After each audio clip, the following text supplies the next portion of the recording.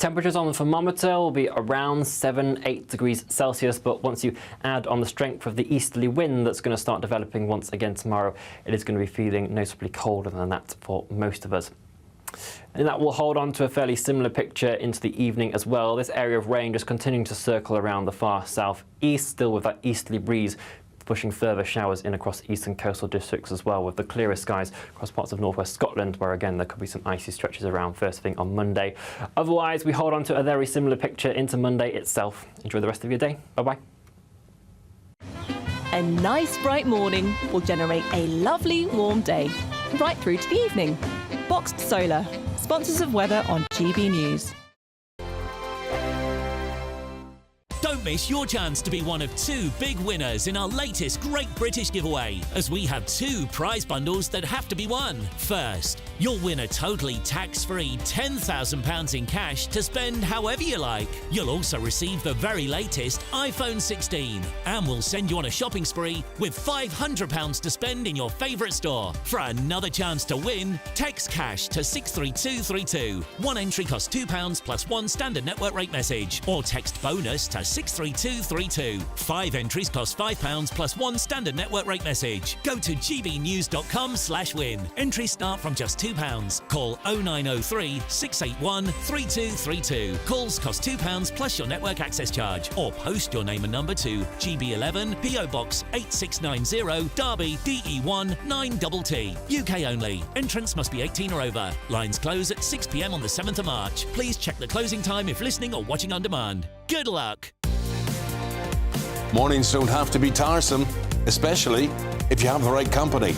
Wake up to news as it happens, opinion and debate, and of course, a little bit of entertainment too. Because when the kettle's on, we're on. That's Breakfast on GB News, a show worth waking up for. Every morning from 6 a.m. Only on the People's Channel, Britain's news channel. We'll spread the news, you spread the word. Good Afternoon Britain isn't just about us. The wonderful thing about this programme is it's about everyone watching. It's an interactive programme. Well, there absolutely is something to see here, and we're going to be talking about it more. Whether it's breaking royal news, Will, please bring us up to date. or indeed a particularly punchy speech in the House of Commons, Very, very curious. we bring it to you live, and then we bring you live reaction as well. That's Good Afternoon Britain, weekdays from midday. Only on GB News, the People's Channel, Britain's news channel. Hi, I'm Michelle Dewberry, and my show is your opportunity to cut through all the noise and dive in headfirst to some robust debates. Ideas clash. Situation, No, isn't it? Because the failure is... You're deliberately avoiding my point. Nothing's held back, And if you think this is the end of it, wait for more. and we do not shy away from the difficult stuff. Sometimes I want to shake people and say, if only you understood. So join me on Jubes & Co. weeknights at 6 p.m, only on GB News, Britain's news channel. It's Patrick Christie's Tonight, and here we do things differently. It's explaining the absolute madness of this, doesn't it? It's explosive. I mean, this is very good. It's lively. 850. Your government sat there, Sean, and it did nothing. It's controversial. And the Middle East has been in turmoil since before I was born. It's everything you need to kickstart your evening. Everyone's had their Weetabix tonight. I love to see it. That's Patrick Christie's Tonight, weeknights from 9 p.m. Only on GB News, the People's Channel, Britain's news channel.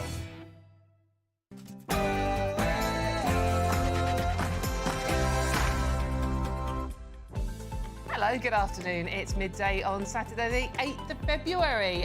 This is the weekend on GB News. Thank you so much for joining me on this slightly soggy Saturday afternoon. You don't need to go out, so stay and watch telly, eh? Now, headlines for you today. Migration numbers continue to plague the government's economic plans as the Health Secretary pledges to boost homegrown talent, following new stats that show the NHS is reliant on foreign doctors. Donald Trump cannot stay out of those headlines, can he? This time, the US president is generating more controversy for revoking Joe Biden's national security clearance and banning straws. And the royals will bless them. They take on Italy. The King and Queen host a special Italian banquet ahead of their state trip to Rome. But who are the famous faces got that all-important invite? Spoiler alert, wasn't me. I'm Dawn Neeson, and the weekend starts right here and now.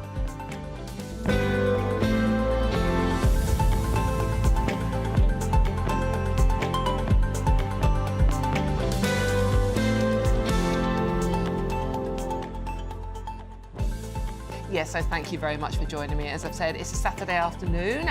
It's very, very soggy out there, a bit miserable, so you don't want to go anywhere. We have got an absolutely jam-packed show for you. We have got everything, including straws. I know, controversial. Oh, and a bit of Valentine's as well. Bit of love on a Saturday afternoon for you. Because it is all about you. This show is nothing without you and your views. So let me know your thoughts on all the stories we're discussing today by simply visiting gbnews.com/your say and joining our conversation. Have a chat. What we're talking about, what you want to talk about, this is what we're here for. Keeping me company this hour, as well as you, of course, is the brilliant journalist and writer Benjamin Butterworth. And don't start straight away, you lot. And political commentator Claire Muldoon. Thank you very much for joining me, used to. But before we get stuck into today's stories, let's get the news headlines from, checking she's not wearing the same colour. No, she's not. Sophia Wenzel.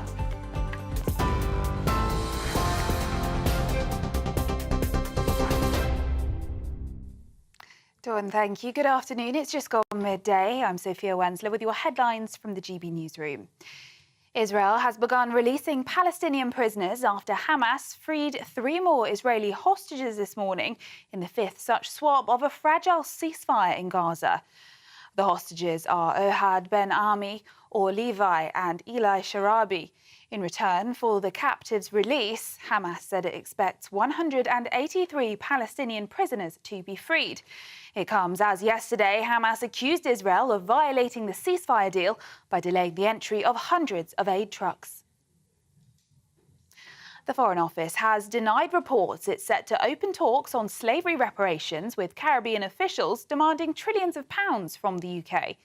According to the Telegraph newspaper, a meeting could be held as soon as April after Barbados's Prime Minister Mia Mottley previously demanded almost £4 trillion from Britain. The Foreign Office has told GB News the story is false and misleading and insists the government's position remains unchanged. But the Foreign Secretary, David Lammy, has previously been vocal in his support. In other news, a mass has taken place at St Mary's Cathedral in Sheffield to remember Harvey Wilgoose, who was stabbed at school on Monday. Vicar General Monsignor Desmond Sexton spoke to our GB News reporter Anna Riley after the mass. It was a very moving service.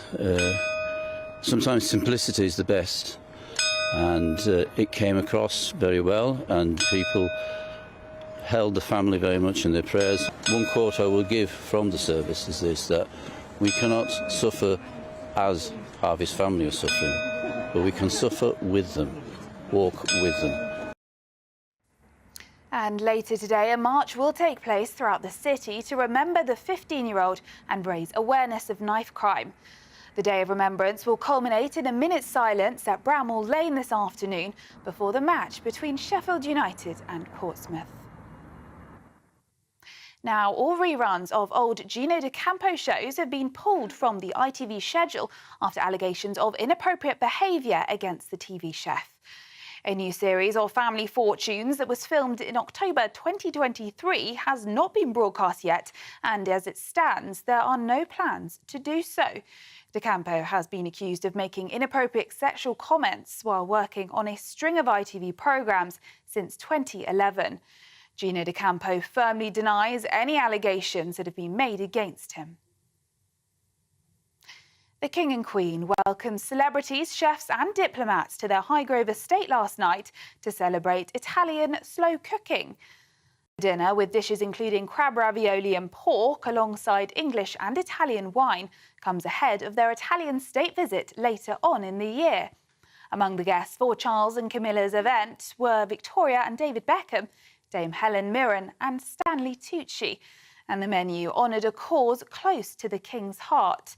The tradition of slow cooking promotes the right to good, clean and fair food for all and strives to preserve traditional and regional cuisine and is championed by the Italians. To the US now, where President Donald Trump is set to revoke Joe Biden's security clearances and stop his daily intelligence briefings, as there was no need for his predecessor to receive classified information. In a post on Truth Social, Trump said, "Joe, you're fired," as he referenced a report by special counsel Robert Hur that described Biden last year as a well-meaning elderly man with a poor memory. A spokesperson for Biden has declined to comment. And staying in the US, the wreckage of a small plane has been found in Alaska after suddenly losing altitude and crashing earlier this week. The Bering Air flight left Unalakleet at 2:38 p.m. on Thursday, but contact was lost less than an hour later, according to the firm's operations director. The US Coast Guard said the wreckage was found atop frozen sea ice. They also confirmed all 10 passengers were killed in the crash. And a cold snap is sweeping in, with temperatures set to drop as low as -7 degrees over the coming days. Britain is bracing for showery rain, with a yellow weather warning in place across much of the country and snow expected in northern England and Wales. The Met Office says demand for healthcare is likely to rise, but a return of the dreaded beast from the east is unlikely. Those are the latest GB News headlines. Now it's back to Dawn. For the very latest GB News direct to your smartphone, sign up to News Alerts by scanning the QR code or go to gbnews.com/alerts.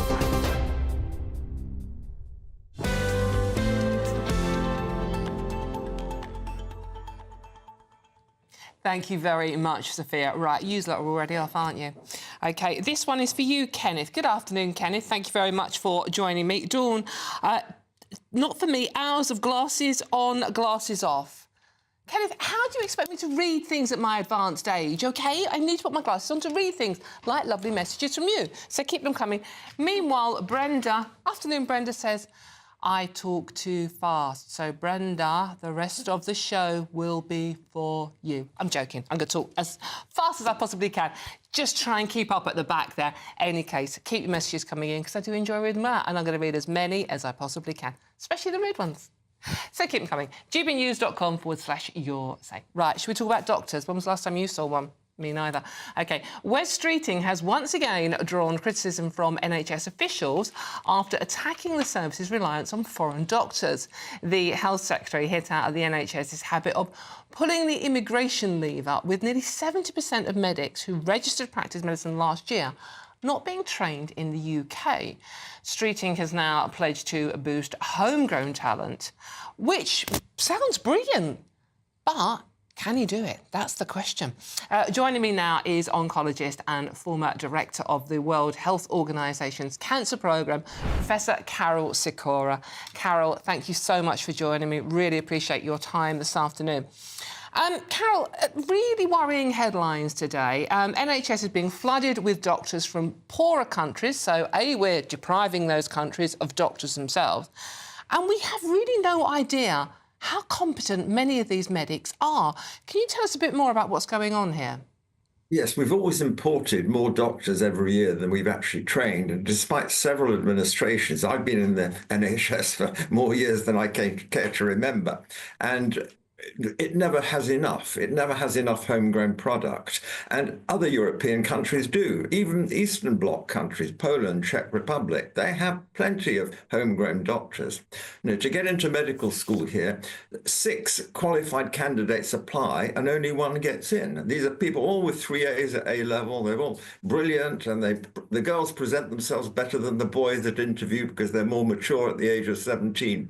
And they do well, and they're fantastic. So Wes Streeting's completely correct. We've not really addressed the problem. The medical school entry stayed static, or it's risen by about 10–20%, but it needs to be doubled. That's why we're relying on foreign doctors. And as you rightly say, the tragedy is that the countries they come from have paid for the training and want them.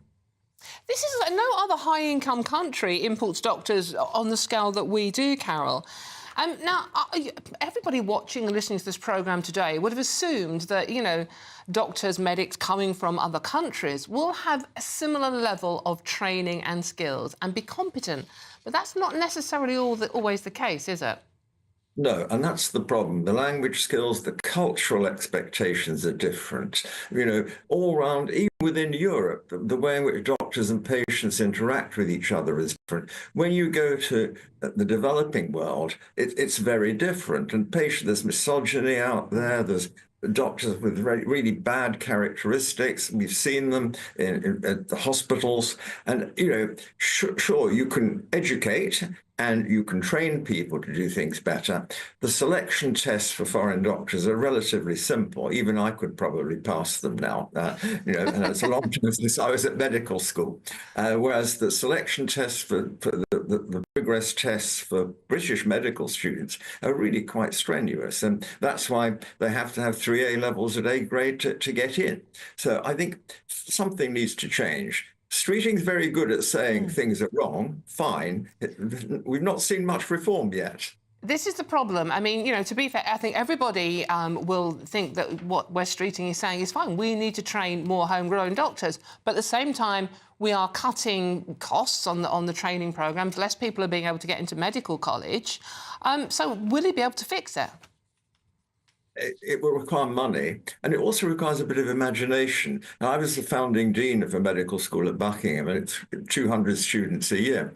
We could expand, we could go double that number, but you have to find clinical placements in hospitals. The naysayers say, oh, we're full, we can't find any more clinical placement. You just need a bit of imagination. You know, care homes are everywhere now, and they're ideal ground for medical students to see how older people deal with the illnesses in late life. Why don't we use them? Why don't we use the ambulance services? Why don't we use all sorts of other health delivery positions within the NHS to teach the medical students how to do medicine?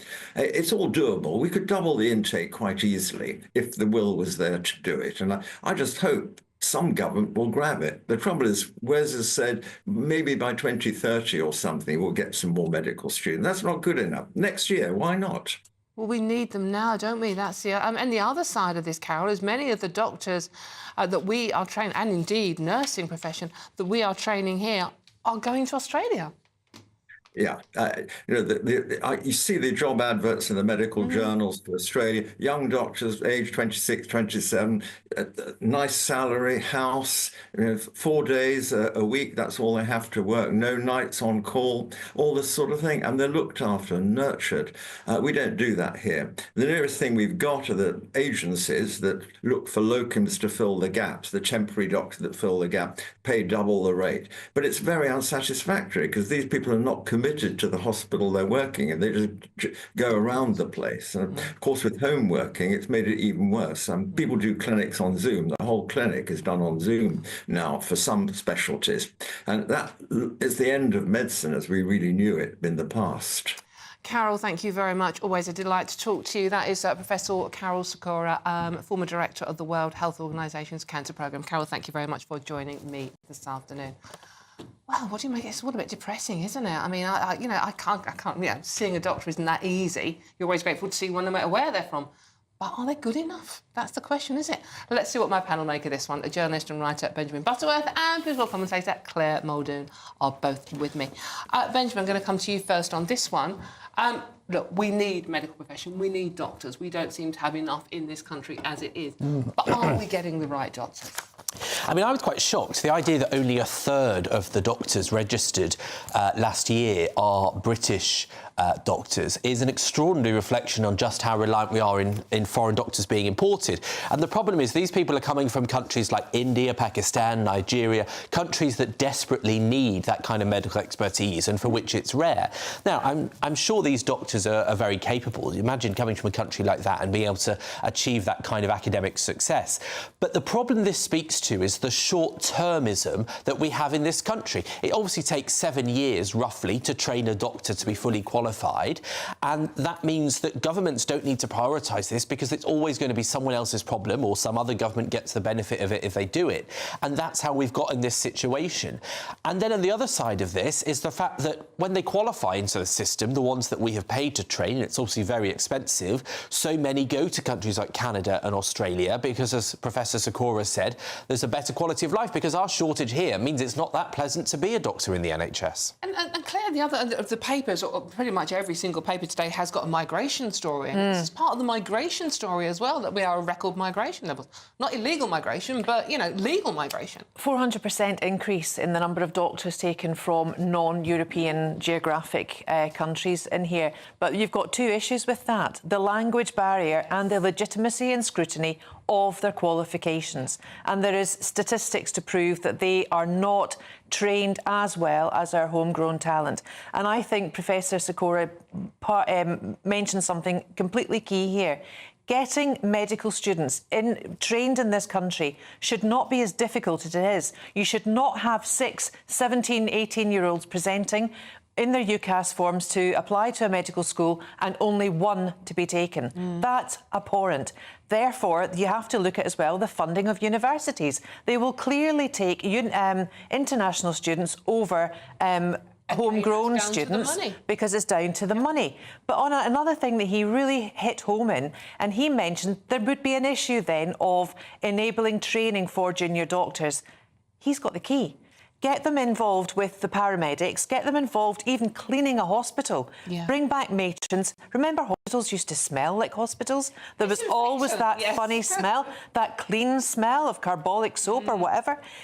Students could actually be doing these jobs that no one seemingly wants to do, and therefore we've got an issue of labour in this country, metaphorically and literally. And he also mentioned another key point here. It takes 7 years, and I do agree with you on this, Benjamin, actually. Don't quote me, though, too much. But still, you know, to think 7 years of training and then for them to go, I think what they should be made to do as well, mandatory, is spend 5 years in the NHS serving patients before they're allowed to go and work in any other country, because ultimately it's an awful lot of cost borne by the taxpayer and indeed by extension the NHS. It's payback time. That's actually a really good idea, isn't it, though, Benjamin? If you are trained by the NHS, you work in the NHS for 5 years. No matter how good life seems in Australia. It's perfectly fine as an idea. There's nothing wrong in principle with that. But it doesn't address the real problem. You know, if you still have the same flight at 5 years, then that's because you've failed to address the underlying problem. But you've got more people coming in under that. But the underlying problem is that the NHS is overstretched, that it doesn't pay highly qualified people the money that they ought to be paid. It doesn't compare with what those same doctors would have got a generation ago, and it doesn't compare with similar countries like Canada and Australia. No, it really doesn't. I mean, you know, the average income in the UK is 40% lower than Canada or Australia, something that we often forget, just how far we've fallen behind. And so, of course, that plays out in highly skilled jobs. I think that, you know, I mean, the training of doctors, actually, I suppose we get a fairly good deal because we're not paying for 2/3 of them. But I think what we should change, and it's kind of what you just said, is, and maybe this is controversial. Because when they make mistakes, they're a tribunal. Exactly. Very expensive. Well, and they do make mistakes. And what price the cost of human life? Well, obviously, that anybody that we take in should pass the test. I'm not disputing that clearly. But what I was going to say was that the sort of punitively harsh expectations of who gets into medical school, you know, 3 A's is fine. Lots of capable people get 3 A's. But the taking 1 in 6, as you referenced, I think sometimes they should be more holistic when they look at a person, because I dare say there are lots of people that can get the highest grades and maybe don't have the best personal skills or are highly academic. But there might be people that get very good grades but not the absolute highest, and you can see a charm and a charisma and an appeal, a bedside manner. And I think we should open the door wider to let those people in, because there's so few places at the moment they don't get a chance. And I really don't think we're benefiting from that. At the end of the day, if they get on the course and they're failing their test 2 years in, they'll never become a doctor anyway. OK, well, let me know what you think about this one. Certainly if you're older, my mum has this issue, hearing difficulties, language barrier, I think Carol picked up on it as well, is a big issue here as well. So let me know what you think about this one. gbnews.com/your say.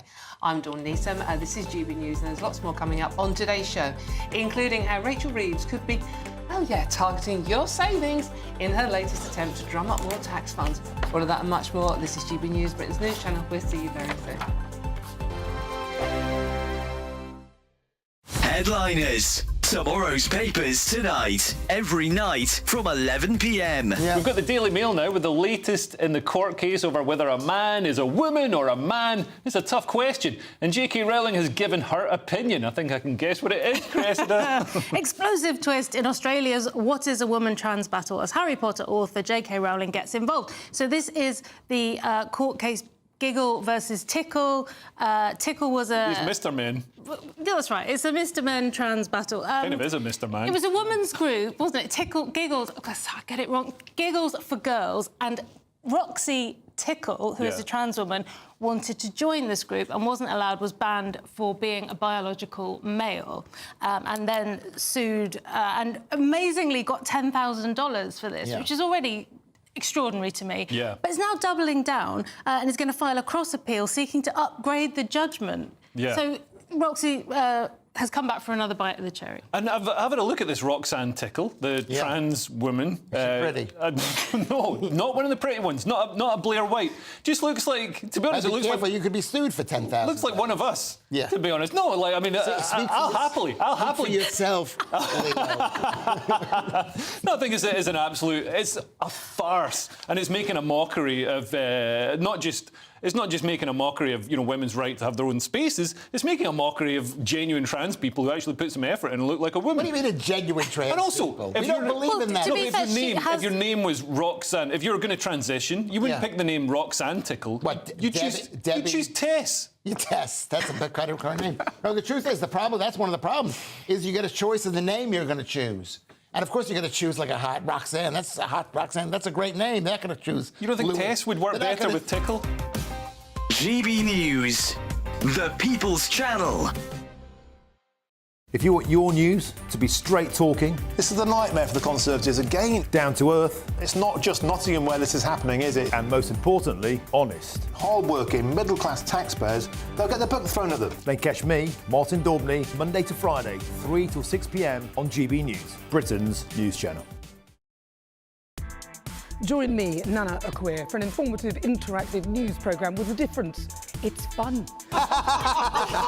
No, you didn't say that, Dave. I'm so surprised. I think there's an element of truth to that. Join me from 3 p.m. every weekend, only on GB News, Britain's news channel. We're proud to be GB News, the People's Channel. And as you know, we always love to hear your views. Now, there's a new way of getting in touch with us at gbnews.com/your-say. By commenting, you can be part of a live conversation and join our GB News community. You can even talk to me, Bev Turner, or any of the members of the GB News family.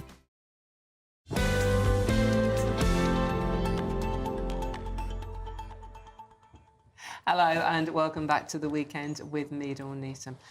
Yeah, how are you feeling? Feeling wealthy this afternoon, are you? Well, Rachel Reeves seems to think you might be, because it's another bad week for her. The Bank of England moved to cut interest rates, didn't they, following another poor prediction for the UK's economy. So she's in shock. She's wondering where she's going to get more money from. So, yeah, check your purses. The bank halved its growth forecast for this year, with more blame being laid at the feet of the Chancellor, Rachel Reeves. But now reports have also suggested that she's slightly getting a bit twitchy about not having enough money from you and could be targeting tax-free savings accounts in her latest attempt to generate funds for the government. You know, the black hole, remember that one? So this begs the question, is the Labour Party leaving older people behind? Now, the reason I'm talking about older people in connection with this story, because it's about ISAs, independent savings accounts, and they tend to be held, 8 million people have them in this country. They don't do great returns at the moment, but what does? But it's older people that tend to have them, people on a low income that tend to have them as well. So it's mainly pensioners. And where have we heard stories before about this government going for pensioners? Oh, yeah. Yeah, so I hope you're keeping warm as well while you're listening to this. So now, let's see what my panel make. We have a youngster on the... Well, 2 youngsters on the panel compared to, to be honest with you. So let's let Benjamin, we'll come to you first as the relevant young fogey. Now, ISAs. Do you have an ISA? No. No.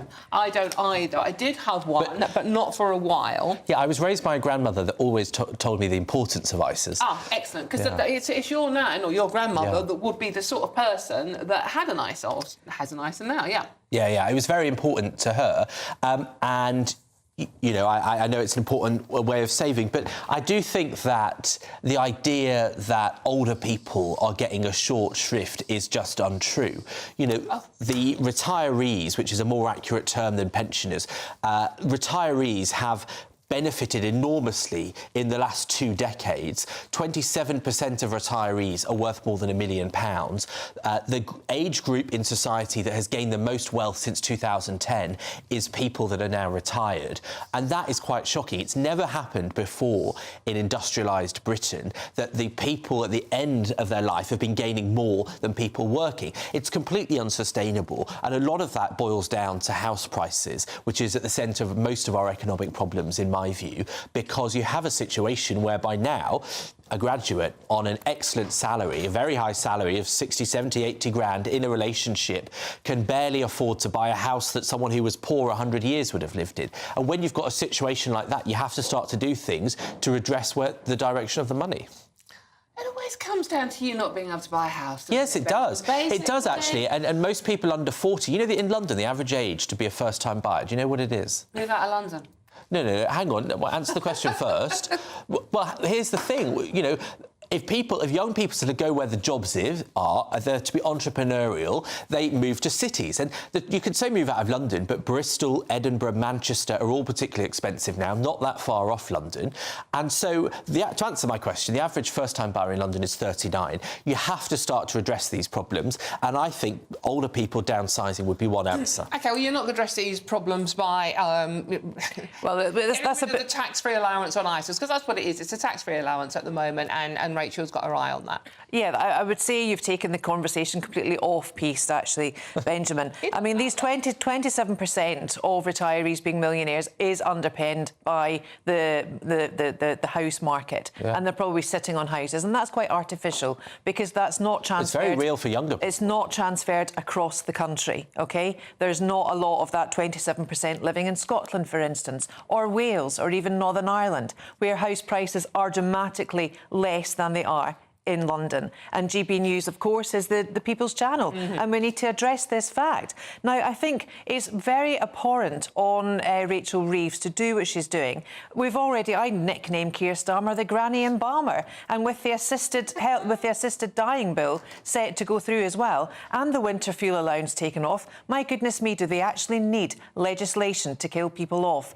People, you spoke about people being retired, OK, and you spoke about them for the last 20-odd years, having the great time. They're the ones that have worked, paid tax, put things away, less debt than anyone else, and they've worked hard. Why on earth, when they've worked hard, should their cash ISAs that are traditionally low risk, and you would say that most retirees would be low risk because they don't have time on their hands to manage things. So therefore, that's what they would do. 12 million cash ISAs are taken out a year. That's a lot of business. So I can see why she's got her eye on it. Yeah, and that money, by the way, goes into the banks and the building societies, which they use... to underpin and help savers. What this change... saving to buy a house. Which these changes that she wants to bring in will do is move the money into a very risky strategy and put it into companies that might not do well, or they might do well. Who knows? That's the risk. Whatever way you look at it, Benjamin, it does seem that this Labour government, who got in on a vote to, well... Get rid of the Tories, I'd say. Well, get rid of the Tories, that's what they did. But, I mean, but they are meant to protect the vulnerable. Yes. So they seem to be going for the vulnerable. No, because you really need to rethink this. Pensioner poverty in the last 20 years has halved. Now, that is a great success story. But once it has got to that point where the vast majority of pensioners are not poor, they are the most financially comfortable people in society, then you have to start to address that in the tax system. Because they've been prudent. They've been prudent all their lives. But why is that detrimental to them doing what they should be doing with great fiscal care than the rest of the young generation not being able to live the same way or buy a house? But hang on. The question isn't whether people who are now in their 70s or 80s have been prudent and worked hard. I make no objection to that claim. What I object to is the opportunity return that someone in their 20s or 30s or even 40s is now getting compared. That is what is so unfair. If I were in charge of the tax system, I would change it so that there weren't so many benefits like these tax-free ISAs for pensioners or like being able to take lump sums out of your pension and invest that in property. I would get rid of those things and I would give tax cuts to younger people. The fact is that if you gave, for example, the first £100,000 a person earns in their life tax-free, that would give them the opportunity to get on the housing ladder. People that are trying to start a family, and we have a dramatically falling birth rate, it would give them the flexibility to do that. The fact that we give tax breaks to people that have already got the security and make it so hard for people to achieve that security is causing fundamental problems. Benjamin, anyone can get a cash ISA. It's not just targeted to the Right, but I'm giving it as an retirees. example on the basis of, I suspect, why Rachel Reeves is interested, which is because the people with a lot of security have it. She's targeting people then.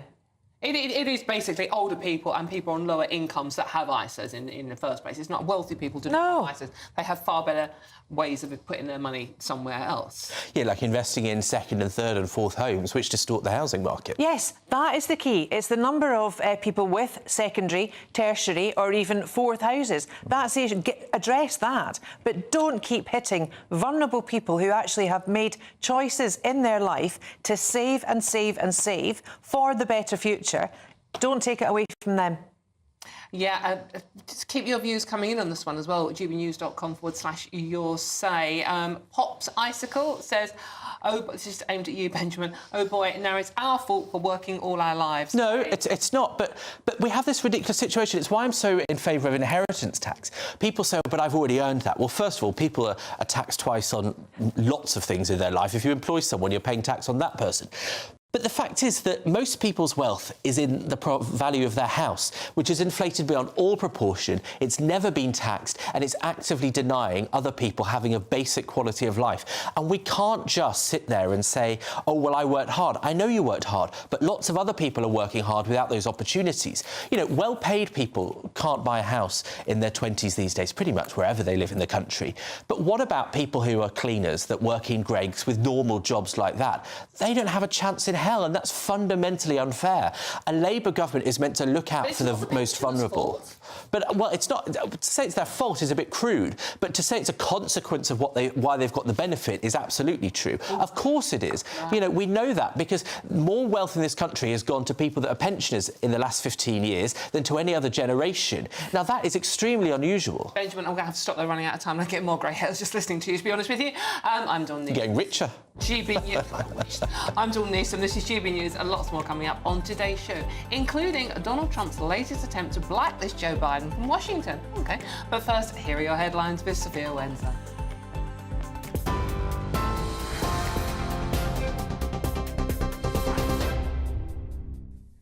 Dawn, thank you. Your headlines at 12:32. Israel has begun releasing Palestinian prisoners after Hamas freed 3 more Israeli hostages this morning in the 5th such swap of a fragile ceasefire in Gaza. The hostages are Ohad Ben Ami, or Levi, and Eli Sharabi. In return for the captives' release, Hamas said it expects 183 Palestinian prisoners to be freed. It comes as yesterday Hamas accused Israel of violating the ceasefire deal by delaying the entry of hundreds of aid trucks. Back in the UK, the Foreign Office has denied reports it's set to open talks on slavery reparations, with Caribbean officials demanding trillions of pounds from the UK. According to the Telegraph newspaper, a meeting could be held as soon as April after Barbados's Prime Minister, Mia Mottley, previously demanded almost £4 trillion from Britain. The Foreign Office has told GB News the story is false and misleading and insists the government's position remains unchanged. But the Foreign Secretary, David Lammy, has previously been vocal in his support. In other news, a mass has taken place at St Joseph's Catholic Church in Sheffield to remember Harvey Wilgoose, who was stabbed at school on Monday. Vicar General Monsignor Desmond Sexton spoke to our GB News reporter Anna Riley after the mass this morning. It was a very moving service. Sometimes simplicity is the best, and it came across very well, and people held the family very much in their prayers. One quote I will give from the service is this, that we cannot suffer as Harvey's family are suffering, but we can suffer with them, walk with them. And later today, a march will take place throughout the city to remember the 15-year-old and raise awareness of knife crime. The Day of Remembrance will culminate in a applause at Bramall Lane this afternoon before the match between Sheffield United and Portsmouth. And all reruns of old Gino D'Acampo shows have been pulled from the ITV schedule after allegations of inappropriate behaviour against the TV chef. A new series of Family Fortunes that was filmed in October 2023 has not been broadcast yet, and as it stands, there are no plans to do so. D'Acampo has been accused of making inappropriate sexual comments while working on a string of ITV programmes since 2011.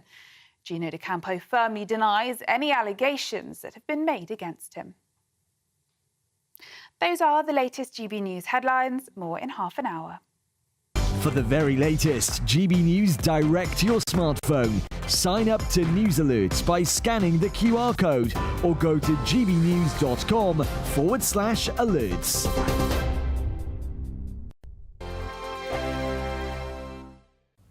Hello there, this is your latest GB News weather update provided by the Met Office. It is a rather dull and drab start to the weekend for many of us. We've got high pressure situated across Scandinavia that's acting as a blocking system, and it's allowing these areas of low pressure just to push into the very far south, providing some outbreaks of rain and drizzle in places today, a few showers skirting in across other eastern coastal areas as well. There is a potential for some winteriness in amongst all of this, hill snow generally, but to lower levels we may see a touch of sleet in places. As all of this system continues to push its way northwards, we may just start to see a few sunnier spells developing across the very far southeast of England later on in this afternoon period. But underneath the cloud, it is going to be feeling rather cold for many of us, temperatures struggling, much above 4 or 5 degrees Celsius in places. The best of the sunshine today is certainly going to be reserved for areas further towards the northwest, particularly for parts of western Scotland. Quite a nice sunny day to come here.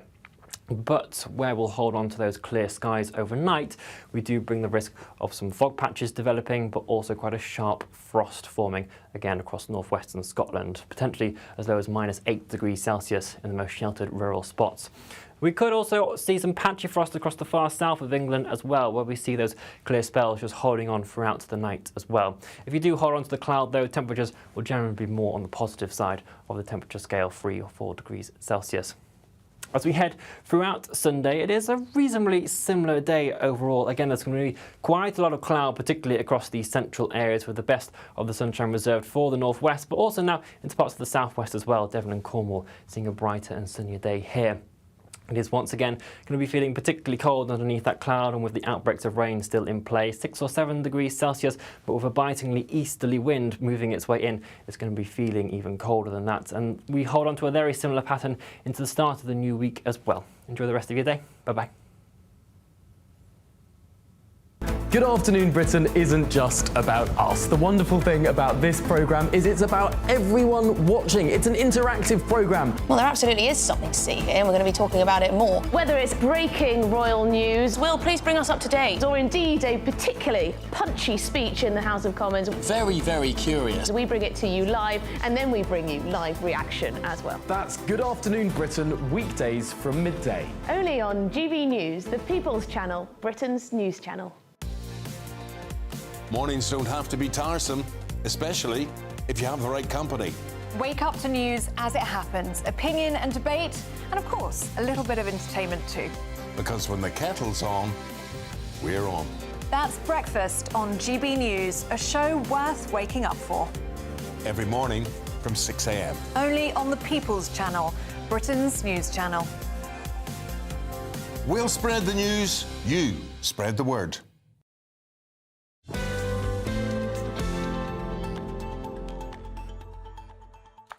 Hello, welcome back to the weekend with me, Dawn Neeson. And now let's go to the other side of the pond, shall we? Because Donald Trump is providing non-stop entertainment, isn't he? He is set now to revoke Joe Biden's security clearances, as well as stopping his daily intelligence briefings.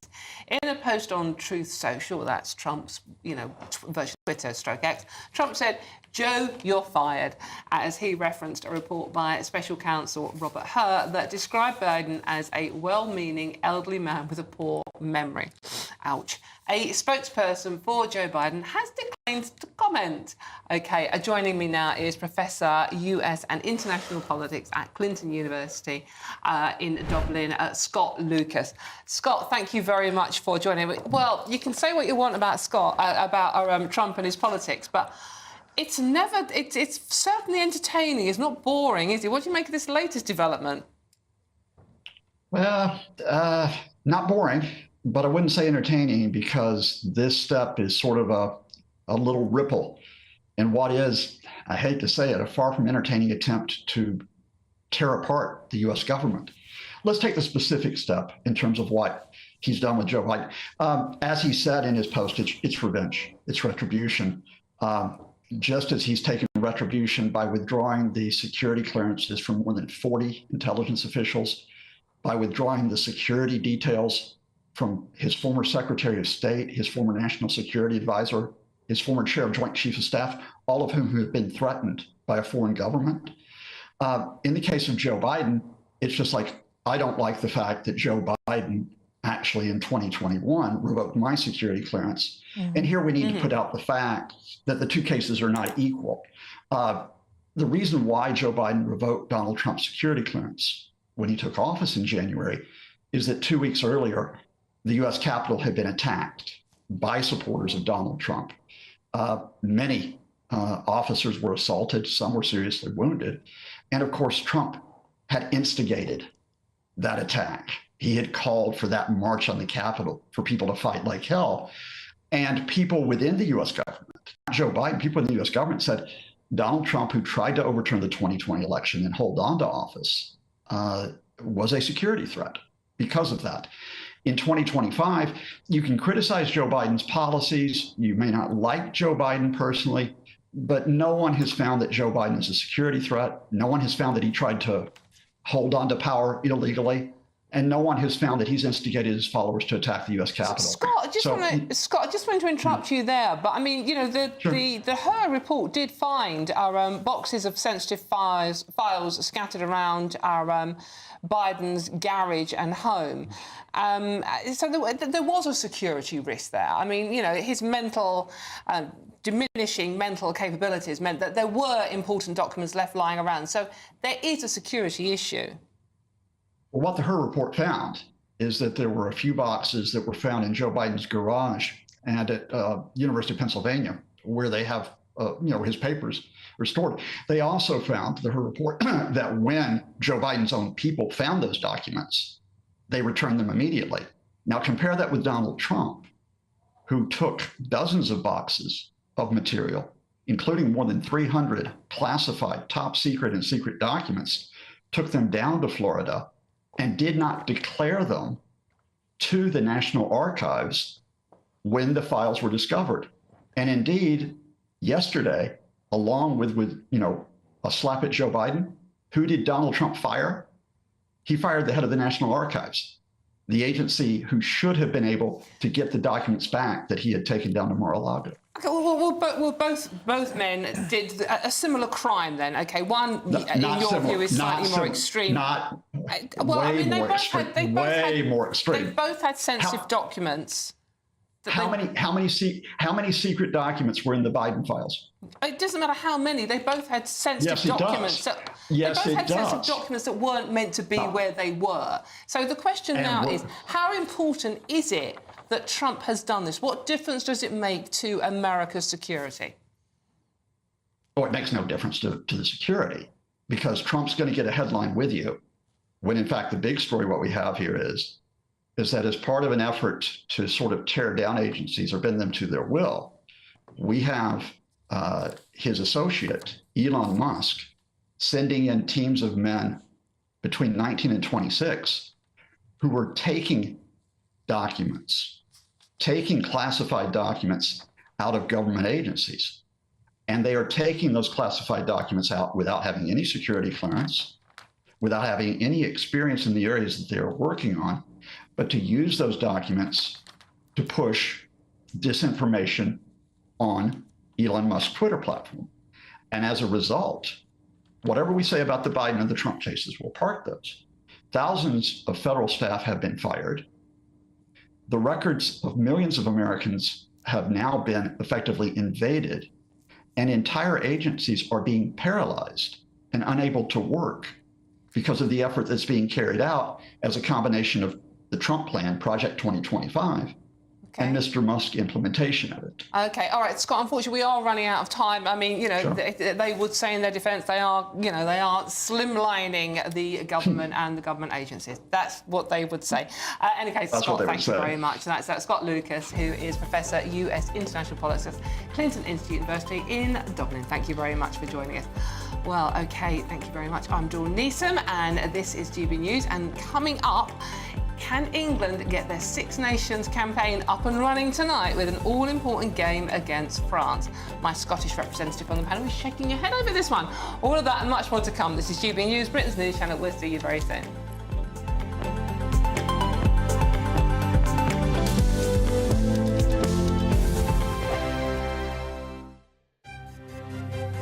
GB News Breakfast. Every day from 6 a.m.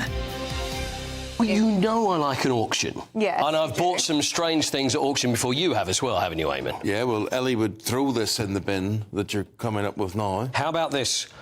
Admiral Lord Nelson's hair. No. Cut. I mean, is this a bit spooky? Cut as he lay dying during the Battle of Trafalgar, so someone's gone, oh, we'll just have a little bit of that there.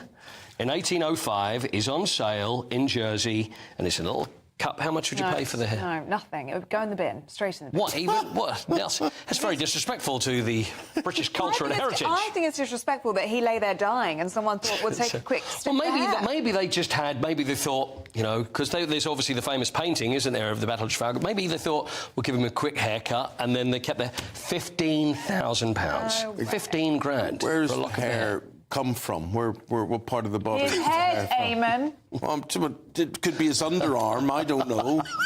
You know, it depends. All right, let me have a little look. You would bid it's very more. curly. I think it's his head. It's his head. What? You would bid more for his head than, say, his underarm. Well, I think so, yeah, I would hope so, yeah. Or anywhere else. I would hope so. A little less whiffy there, the head hair. And there it is. And it's in a little pot. No. And the only way you can probably find out is if you DNA test it, I guess. It's definitely his. Whoever pays for that is bonkers. Well, That's creepy. I was Really seriously tempted to make a bid for a toupee, not for me, but as worn by John Wayne. John Wayne's wig? Yeah. Oh, Why? wow. Why? Well, why I didn't get it was my wife said to me, that is not coming into the house. Well, she's right. She's right. GB News, the People's Channel. Hi, I'm Michelle Dewberry, and my show is your opportunity to cut through all the noise and dive in headfirst to some robust debates. Ideas clash. Situation, no, isn't it? Because the failure is... You're deliberately avoiding my point. Nothing's held back. And if you think this is the end of it, wait for more. And we do not shy away from the difficult stuff. Sometimes I want to shake people and say, if only you understood. So join me on Jubes & Co. weeknights at 6 p.m, only on GB News, Britain's news channel. It's Patrick Christie's Tonight, and here we do things differently. It's explaining the absolute madness of this, doesn't it? It's explosive. I mean, this is very good. It's lively. 850. Your government sat there, Sean, and it did nothing. It's controversial. And the Middle East has been in turmoil since before I was born. It's everything you need to kickstart your evening. Everyone's had their Weetabix tonight. I love to see it. That's Patrick Christie's Tonight, weeknights from 9 p.m. Only on GB News, the People's Channel, Britain's news channel.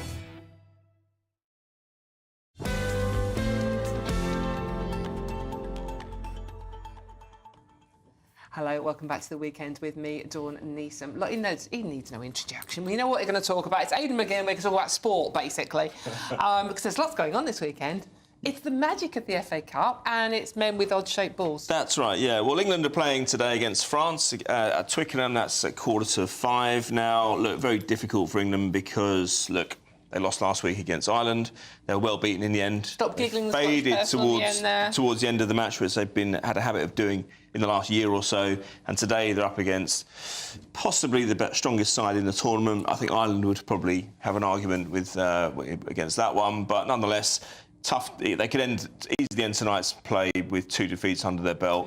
And when their coach Steve Borthwick really needs a win, 1 win in 7. I think 8 defeats in the last 13. Of his 29 matches in charge, they've lost 14. And of England's last 9 wins in the last 20 Six Nations matches, 4 of those have come against Italy, who incidentally play Wales today. Italy are the wooden spoonies generally, but they didn't do that last year. That was that particular distinction, that dubious honour, belonged to Wales, and Wales is probably their biggest match in 20 years today. Because to try and salvage some pride against Italy today in Rome. I'm going to ask a $64,000 question. Why aren't they very good at the moment? Who, England? Look, I mean, you get generations of players where some are better than others. I also think that, and this could be said for Wales as well, the domestic league there is not producing players who are capable of playing international level. Now, we're used to football where international football takes second precedence to the Premier League. It's all powerful, the domestic game. It's a bit different in rugby union. The international game is where it's at, and the domestic game, you know, some of these players play in front of 2,000 or 3,000 fans, and so you're asking them then to go and compete in front of a much, much bigger audience, a huge arena like the Stade de France or Twickenham or the Aviva Stadium in Dublin, and psychologically they can't do it. And I think there's a conditioning problem as well. There must be a reason why England are fading late in games. They're not getting thrashed. In fact, a lot of the time they're winning. They scored the first try last week in Dublin, but they faded, and that has to be about conditioning and it has to be about psychology, even though the coach said, oh no, it's just a little bit of inexperience. Utter nonsense. It's because you can't see the job out, and that has to be because of something you're not doing right in your day-to-day life. So, go on. Put your neck on the... I'm just desperate to get in here. Oh, God, I think England will lose by 10 points today. Well, the whole Six Nation thing is really striking because Italy, as well you know, Aidan, a few years ago there was actually talk of them being removing and making it back to the Five Nations. But now they've came back in, and the Galbisi brothers are fantastic. They're tremendous, and they're powering through. That's the result of conditioning people or young lads that are talented at rugby. What the RFU have done is actually try to produce robots. You cannot play rugby as a robot. It just does not work. Because the game, you look like Dupont, this French player, that is going to... Absolutely. And he's going to come on that pitch tonight at Twickenham, and he's going to make sure England don't even have a chance. And it's Borthwick, I think, it's Borthwick's writing on the wall. He will have to go after this. He doesn't seem... Borthwick, I just think sometimes you want England to have a chance, don't get me wrong, I do support them. I will be supporting them-ish tonight. And my son's born in England. He plays rugby, and he's a great, rugby player. And it's just that beauty of the game, that ability to see it. They don't seem to trust the ball players, the footballers, like Marcus Smith. He's playing today, but the previous coach, Eddie Jones, had a problem with putting him in. It just seems to be, as you say, robots as opposed to ball players, and it has to be a mix of both to win a rugby match. OK, well, let's talk about a sport that I do kind of understand, football. I said kind of because I'm a West Ham fan. Well, Man United got through in controversial circumstances last night. They beat Leicester 2-1 at Old Trafford. Leicester, managed by Ruud van Nistelrooy, Man United legend, actually managed United earlier in the season to 2 victories over Leicester. But anyway, this match went to... it was normal time, but it was won by a Harry Maguire goal in the 93rd minute, which was... Look, if you had VAR in the 3rd and 4th rounds of the FA Cup, then it would have been chalked off. There were 5 players offside, Dawn. One of them was about half a metre offside. Ruud van Nistelrooy wasn't blaming the fact that VAR wasn't present. He was just saying, look, it shouldn't really take the absolute... Well, it shouldn't need VAR to adjudicate on this decision. It was so obvious. So where have the officials been? These officials are used to refereeing in the Premier League, and so it seems that in the week-to-week Premier League fare, they have a decision, they think, no, maybe I've done if I've got that right or wrong, but VAR will bail me out. It wasn't there last night. It was almost like they weren't concentrating. Why was it not there? Because in the 3rd and 4th round, some stadiums are not equipped to have it. VAR. It only comes I don't think it should be there anyway. We could fill an entire show about the VAR debate, but it's giant killing. Look, quickly. Well, look, we're Leighton Orient beating Manchester City at the moment, a Stefan Ortega own goal, which, if that stayed like that, that's the shock of the round. There's no question about that. In fact, it's a shock of the tournament so far. Oh, thank you very much, Aidan. That's an exciting one, isn't it? Come on, Orient. East London side. If you're wondering where they are, they're in East London. OK, and I'm Dawn Neeson. Loads more coming up on today's show, but don't go anywhere, because first, it's the most important thing this weekend. It's not me, it's not you, it's the weather. And it's probably going to be, grey. What do you reckon? Here's your details for you.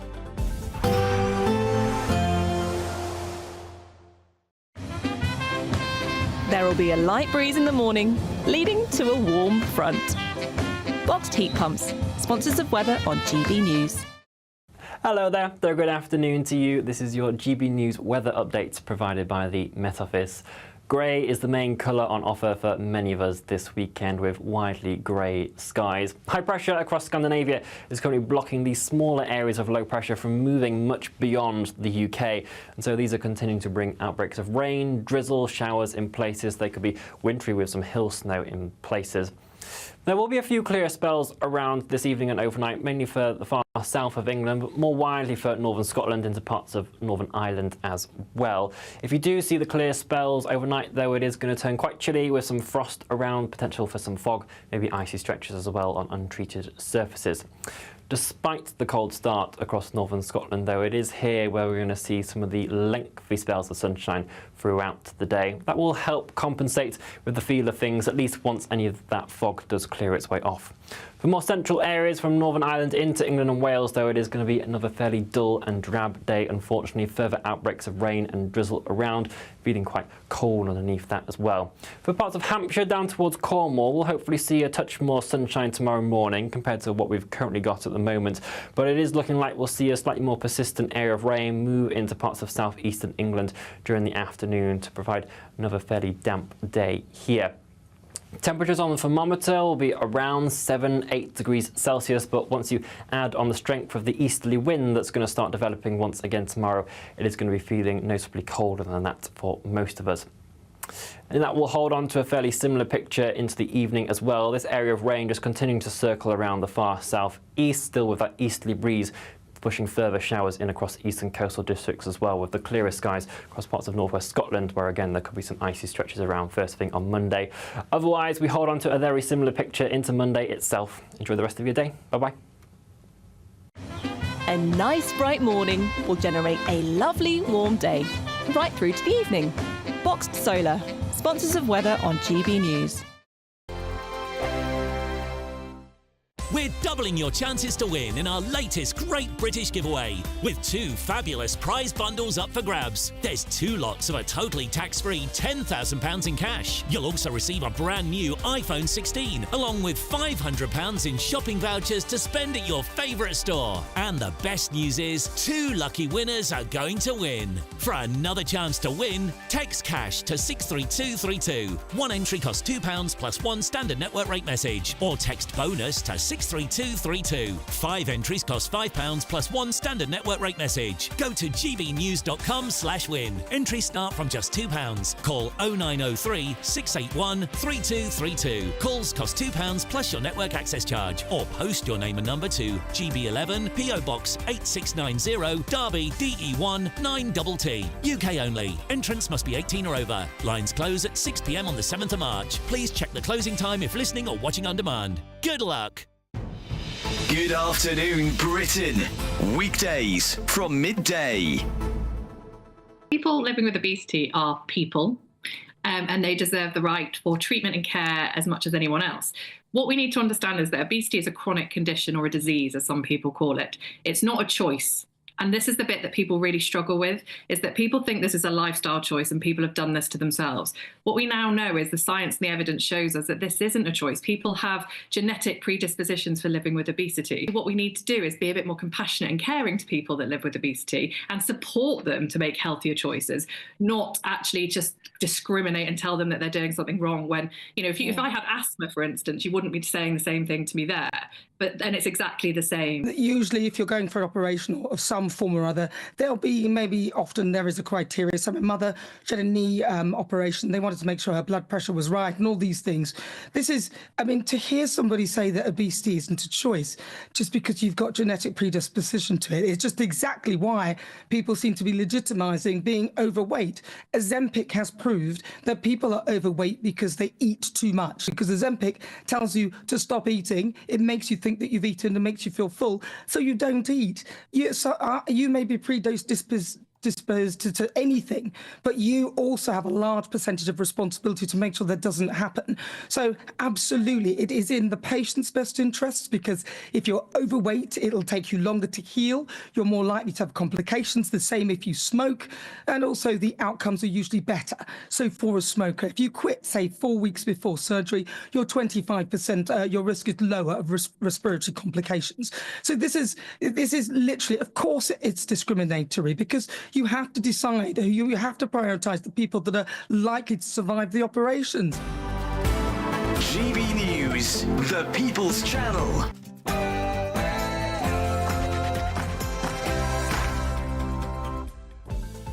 Good afternoon, it's 1 o'clock on Saturday, the 8th of February, and this is the weekend on GB News. Now, your headlines this afternoon. Illegal migration numbers continue to plague the government's popularity as the Prime Minister responds by promising to improve the government's deportation programme. But will it help them win back your support? And Donald Trump cannot stay out of those headlines. This time, the US president is generating more controversy by revoking Joe Biden's national security clearance and declaring war on straws. And the royals take on Italy. The King and Queen host a very special Italian banquet ahead of their state visit to Rome later this spring. But who are the famous faces that got that all-important invite?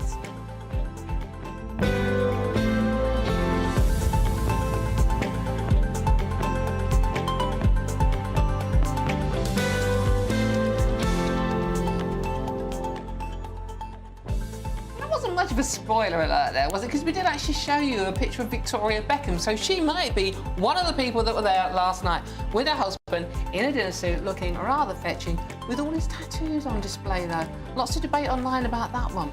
So let me know what you think about everything we're talking about today. David Beckham's tattoos, Donald Trump and his straws, bringing back plastic straws. I mean, the world is saved, isn't it? Because this show is nothing without you and your views. Oh, we're doing Valentine's as well, so a bit of naughtiness coming up. Let me know your thoughts on all of the stories we're discussing today by visiting gbnews.com/yoursay and join in our conversation. Keeping me company this hour is journalist and writer Benjamin Butterworth and political commentator Claire Madoon. Thank you very much. But before we get stuck into all our stories with you joining in, let's get the news headlines from Sophia Wensley.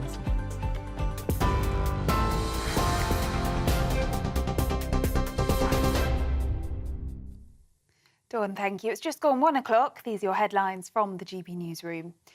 Israel has begun releasing Palestinian prisoners after Hamas freed 3 more Israeli hostages this morning in the 5th such swap of a fragile ceasefire in Gaza. The hostages are Ohad Ben Ami, Or Levi and Eli Sharabi. In return for the captives' release, Hamas said it expects 183 Palestinian prisoners to be freed. It comes as yesterday Hamas accused Israel of violating the ceasefire deal by delaying the entry of hundreds of aid trucks. Back in the UK, the Foreign Office has denied reports it's set to open talks on slavery reparations with Caribbean officials demanding trillions of pounds from the UK. According to the Telegraph newspaper, a meeting could be held as soon as April after Barbados' Prime Minister Mia Mottley previously demanded almost £4 trillion from Britain. The Foreign Office has told GB News the story is false and misleading and insists the government's position remains unchanged. But the Foreign Secretary, David Lammy, has previously been vocal in his support. In other news, a mass has taken place at St Joseph's Catholic Church in Sheffield to remember Harvey Wilgoose, who was stabbed at school on Monday. Vicar General Monsignor Desmond Sexton spoke to our GB News reporter Anna Riley outside the mass. It was a very moving service. Sometimes simplicity is the best, and it came across very well, and people held the family very much in their prayers. One quote I will give from the service is this, that we cannot suffer as Harvey's family are suffering, but we can suffer with them, walk with them. Meanwhile, a march is taking place throughout the city to remember the 15-year-old and raise awareness of knife crime. The Day of Remembrance will culminate in a 15-minute applause at Bramall Lane this afternoon during the match between Sheffield United and Portsmouth. All reruns of old Gino D'Acampo shows have been pulled from the ITV schedule after allegations of inappropriate behaviour against the TV chef. A new series of Family Fortunes that was filmed in October 2023 has not been broadcast yet, and as it stands, there are no plans to do so. D'Acampo has been accused of making inappropriate sexual comments while working on a string of ITV programmes since 2011. Gino D'Acampo firmly denies any allegations that have been made against him. The King and Queen welcomed celebrities, chefs and diplomats to their Highgrove estate last night to celebrate Italian slow cooking. The dinner, with dishes including crab ravioli and pork, alongside English and Italian wine, comes ahead of their Italian state visit later on in the year. Among the guests for Charles and Camilla's event were Victoria and David Beckham, Dame Helen Mirren and Stanley Tucci. And the menu honoured a cause close to the King's heart. The tradition of slow cooking promotes the right to good, clean and fair food for all and strives to preserve traditional and regional cuisine and is championed by the Italians. To the US now, where President Donald Trump is set to revoke Joe Biden's security clearances and stop his daily intelligence briefings, as there was no need for his predecessor to receive classified information. In a post on Truth Social, Trump said, "Joe, you're fired," as he referenced a report by special counsel Robert Hur that described Biden last year as a well-meaning elderly man with a poor memory. A spokesperson for Biden has declined to comment. And staying in the US, the wreckage of a small plane has been found in Alaska after suddenly losing altitude and crashing earlier this week. The Bering Air flight left Unalakleet at 2:38 p.m. on Thursday, but contact was lost less than an hour later, according to the firm's operations director. The US Coast Guard said the wreckage was found atop frozen sea ice. They also confirmed all 10 passengers were killed in the crash. And Bridget Jones's fictional flat has nearly tripled in price since it was featured in the first film in 2001. According to property website Rightmove, Bridget would have snapped up her flat for a mere £186,000 back in the noughties, whereas now it would cost her an eye-watering £549,000. While Bridget Jones, who's played by Renee Zellweger, has not always been lucky in love, she has climbed up the property ladder. In the final film, her home is in London's leafy Hampstead, where the average asking price for a property is £1,548,000. Those are the latest GB News headlines. Now it's back to Dawn. For the very latest GB News direct to your smartphone, sign up to News Alerts by scanning the QR code or go to gbnews.com/alerts.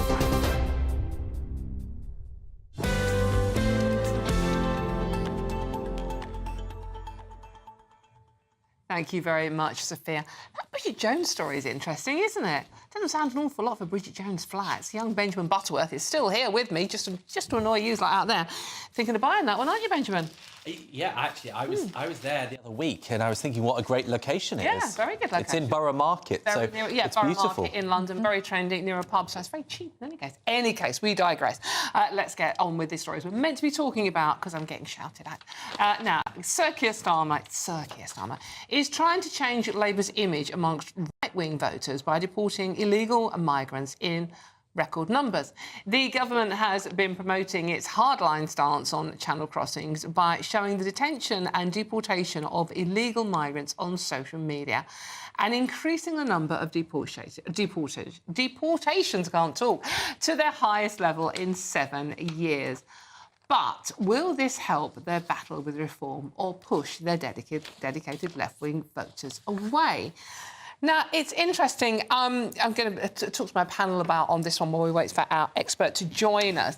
Now, you've seen this story, people. Obviously, Reform are ahead of Labour and Conservative in the polls. One poll had them at 29% earlier on. So on Monday, Keir Starmer is going to try something new.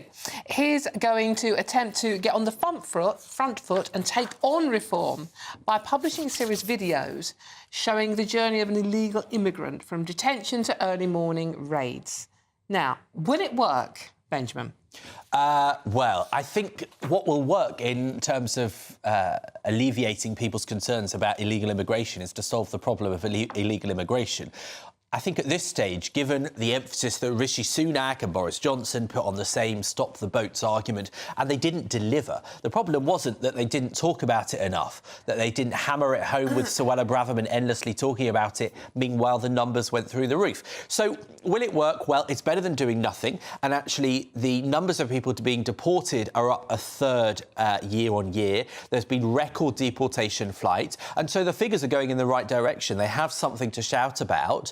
But you still have a situation whereby, for example, in the last 6 months of last year, I think there were 13,500 people deported, but about 21,000 people who came in. So you're still having a net illegal immigration gain. And so long as that's the problem, any government is going to have, you know, the anger of the population. Yeah, I mean, this is basically a video of, you know, the young men in tracksuits that we're so familiar with seeing now. Where are the women and children, by the way? Sort of like, you know, being heard of. Now, if you drill down into the figures about, record numbers of people are being deported, you know, a third of them go voluntarily. Yeah. This is a problem. Actually, more than half of them go voluntarily. Apparently, but the truth of the matter is you can't fundamentally get a direct number because they are illegal. We've got no way of tracking them. Absolutely no way. Border Force will tell you the minute they trigger the word I'm seeking asylum, then everything has to change. Everything has to change. They are let out into the ether with no one knowing anything about them. And as you quite rightly said, it is moreover young men.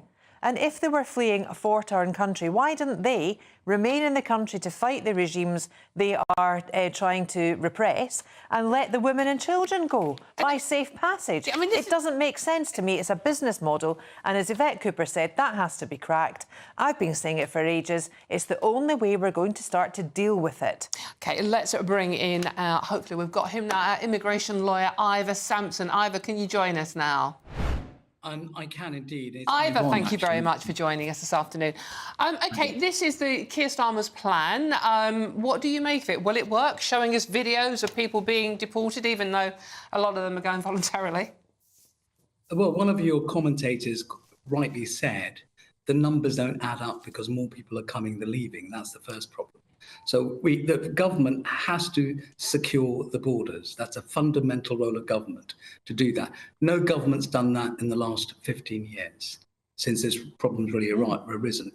The other thing is that you said half of voluntary, it's actually 2/3 of voluntary returns. Wow.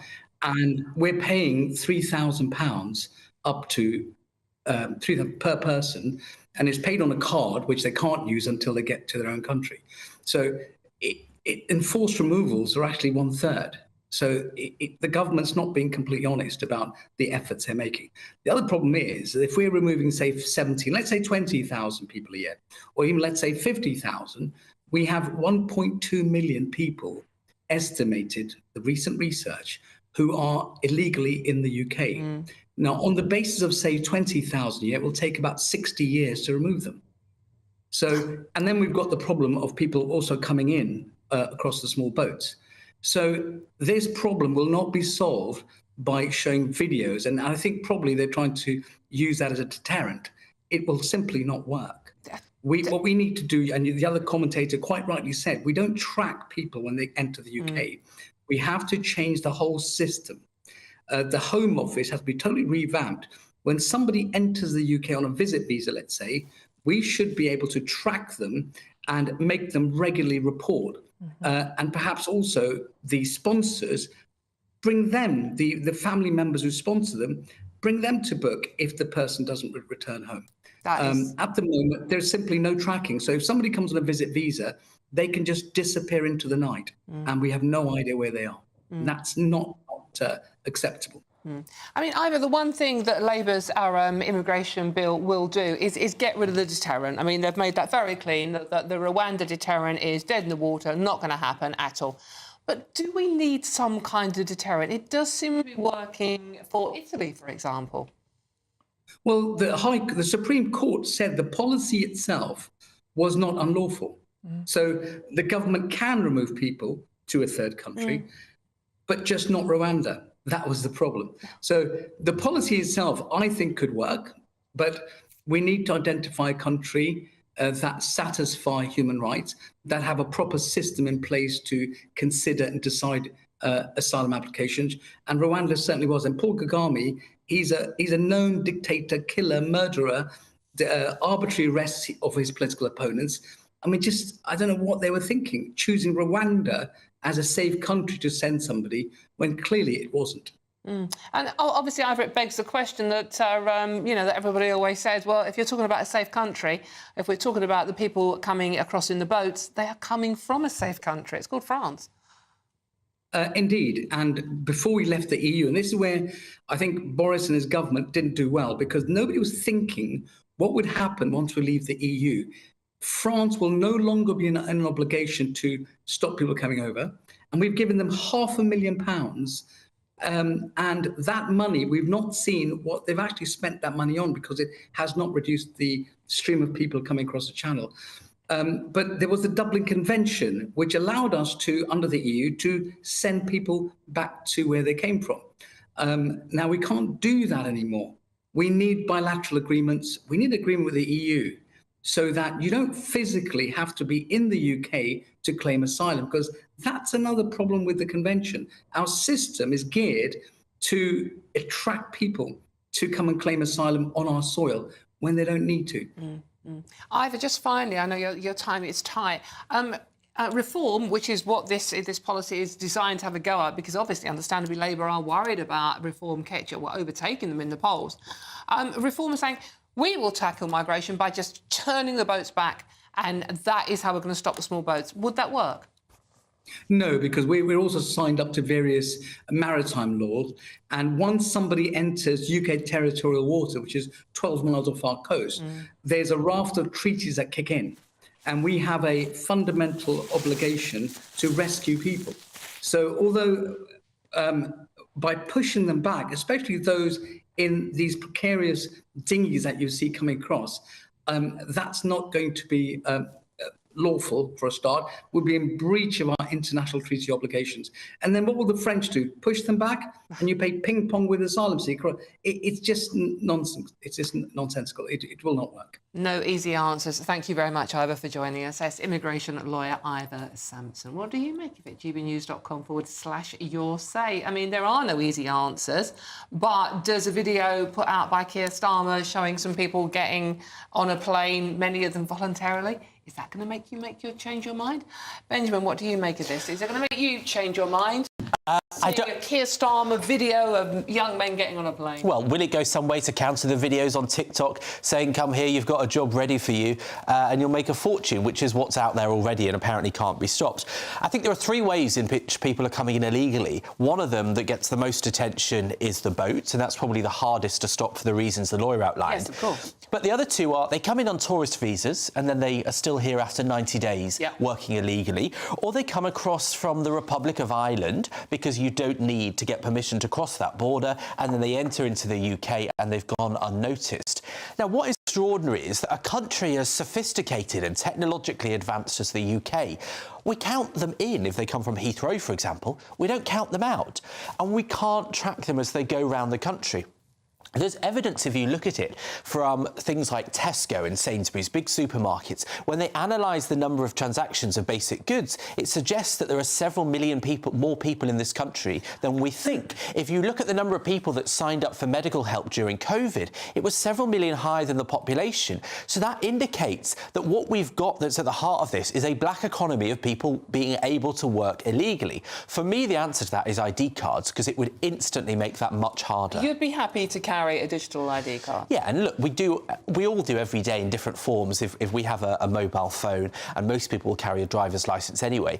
I think that black economy is the main pull factor, and clearly they are able to make a living here without paying taxes, but detrimenting, the ability of people in jobs like builders to do their work. But can they buy a house, Benjamin? Well, do you know what? Bridget Jones's house. GB News had a story the other week of illegals in Wales, and they found they were making £1,000 a week in North Wales.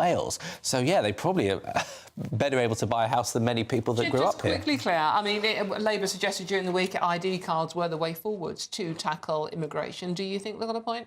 No, I really don't. And I don't think that's going to help at all. I think ID cards can be very, very prohibitive for citizens in this country. And I think they will be. I think the digital, the data that they would harvest and keep are issues. I've been banging on about this for months now. I'm completely, deeply concerned about the way that data is stored and used, and I think ID cards would just enable more of that. But back to the question about these videos, I just can't believe that the comms from Downing Street will just show, it's just so off-piste. It really, really is. They don't seem to be attacking the problem. I don't want to see people in jogging outfits and joggers and hoodies. I can see them on the street all the time and removing them, and by showing pictures of planes. It's not getting to your target market, is it really? Knowing they're going home with a credit card paid for by you to spend. Absolutely, absolutely. Yeah, annoying, isn't it? OK, well, what do you think? gbnews.com/your say. What do we think we should be doing with this problem? Are you going to be convinced by Keir Starmer's plan, or are you more likely to think that Reform had the right idea by talking tough and crossing the legal barriers when they get to it?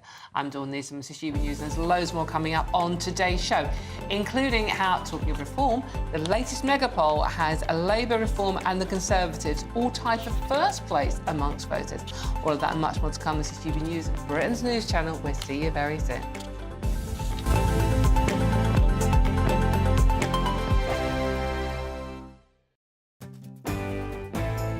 I'm Andrew Pearce. This is GB News, the People's Channel, Britain's news channel. Lee Anderson's Real World, Fridays from 7 p.m. Aaron McLean, the goal machine here, used to play for Peterborough United. You bagged loads of goals for them back in the day. But I've got a bone to pick with you, young man. You scored at the City ground against Nottingham Forest for, was it Hull City? For Hull City, yeah. Why did you do that? Well, that was my job, unfortunately. I must say, that was actually one of my favourite goals. Was it really? Because I remember, obviously, playing at the City ground, unbelievable stadium, historic. It is great. So, and we beat you 1-0. OK, no need to rubbish it. These sports clubs, whether it's football or rugby or whatever, should offer two alternatives, either a professional footballer, or if you don't quite make it, you can still go and play football at a lower level, but have a career as well, maybe be an electrician or a plumber. 100%. You know, listen, I've had multiple conversations with various different people, whether it's the PFA or whether it's clubs. Even players who do have careers, you know, there's so many that don't make it and don't quite make it to the level or only play at a lower level. There's so many that do have long careers, but once you come to the end of that, you've spent, you know, for me, I spent 20 years as a professional footballer. Once I finished playing, what do you then do for the rest of your life? You know, at 35, once you retire, you still have to have a purpose in life. Yeah. But I'd almost be starting from ground zero. I'm fortunate that I went into coaching and then went into the media. That's good. But for every one of me, there's hundreds that don't. And I've got so many friends who, I've got to say, you know, have really, really struggled on the, you know, mental health side. Yeah, it's a good point, actually, because you go from, like, playing in stadiums, big stadiums, small stadiums, crowds, singing your name, and all that sort of stuff, that adulation, the buzz of winning games, and, you know, the downs of losing games, and you go from that to sort of nothing when you finish. I mean, that's a big come down there. It's a huge come down. GB News, the People's Channel. Good Afternoon Britain isn't just about us. The wonderful thing about this programme is it's about everyone watching. It's an interactive programme. Well, there absolutely is something to see here, and we're going to be talking about it more. Whether it's breaking royal news, Will, please bring us up to date. or indeed a particularly punchy speech in the House of Commons, Very, very curious. we bring it to you live, and then we bring you live reaction as well. That's Good Afternoon Britain, weekdays from midday. Only on GB News, the People's Channel, Britain's news channel. This is Britain's Newsroom, where your voice matters. It's just astonishing. With expert analysis and honest opinion, we don't just keep you informed. We bring you unique perspectives you won't see anywhere else. Can't argue with any of that. When the news happens, it happens here. On Britain's Newsroom, weekdays from 9:30 a.m. Only on GB News.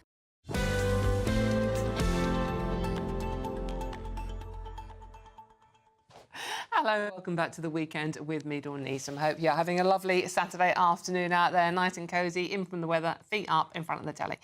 Now, the latest mega poll has predicted a three-way tie at the next general election. Do keep up. With the Tories looking at winning up to 178 seats. Several Labour cabinet ministers would be set to lose their seats, with Reform UK leader Nigel Farage holding the balance of power. The mega poll also says that if a general election were held tomorrow and these figures were replicated, the most likely government outcome would point to a Conservative Reform coalition.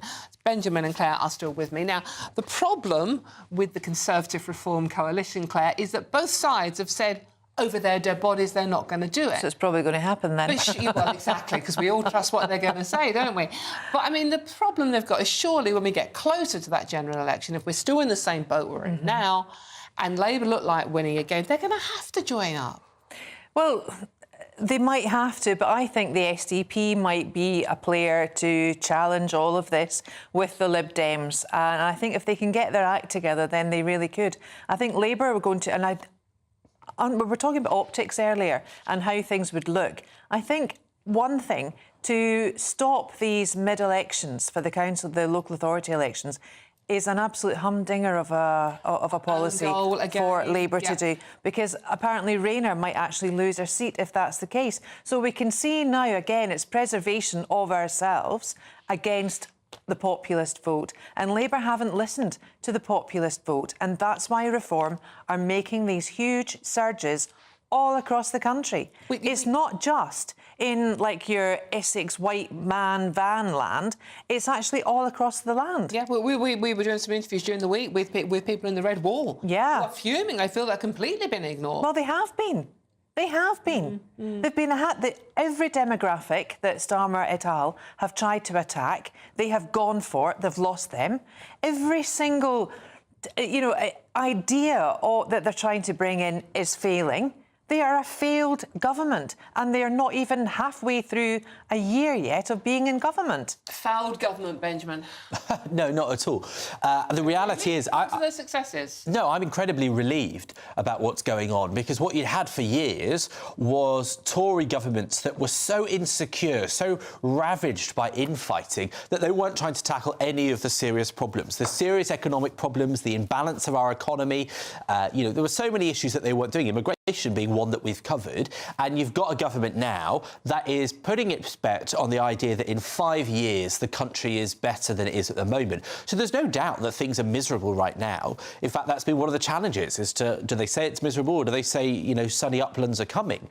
But the question is, the only way to defeat Reform, if you don't want Reform to be in power, is to actually solve the problems in people's lives. Because Reform is not a serious party of government. It does not have answers to people's questions. It has spin and excitement and momentum. But if you only have to look at the manifesto, it was pathetic. I agree with you on that, but they're proving to be quite an effective opposition. People in this country are listening to what Farage is saying. Farage is a great orator. He's a great politician. He will get people on side. But it's the messages that they are sending out that the electorate are buying into. And Labour are being blind and deaf to people in this country for their wishes and wants, which might not be a lot.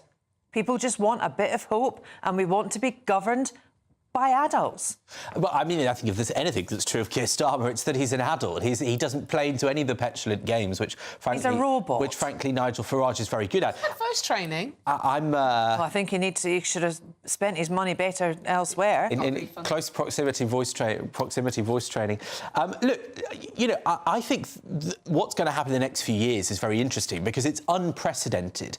And one of the things that makes this unpredictable is that we have first past the post. Now, I've always supported that, because I want strong governments that can make their mind up, that can do what they were voted for, not these coalitions you get in Europe.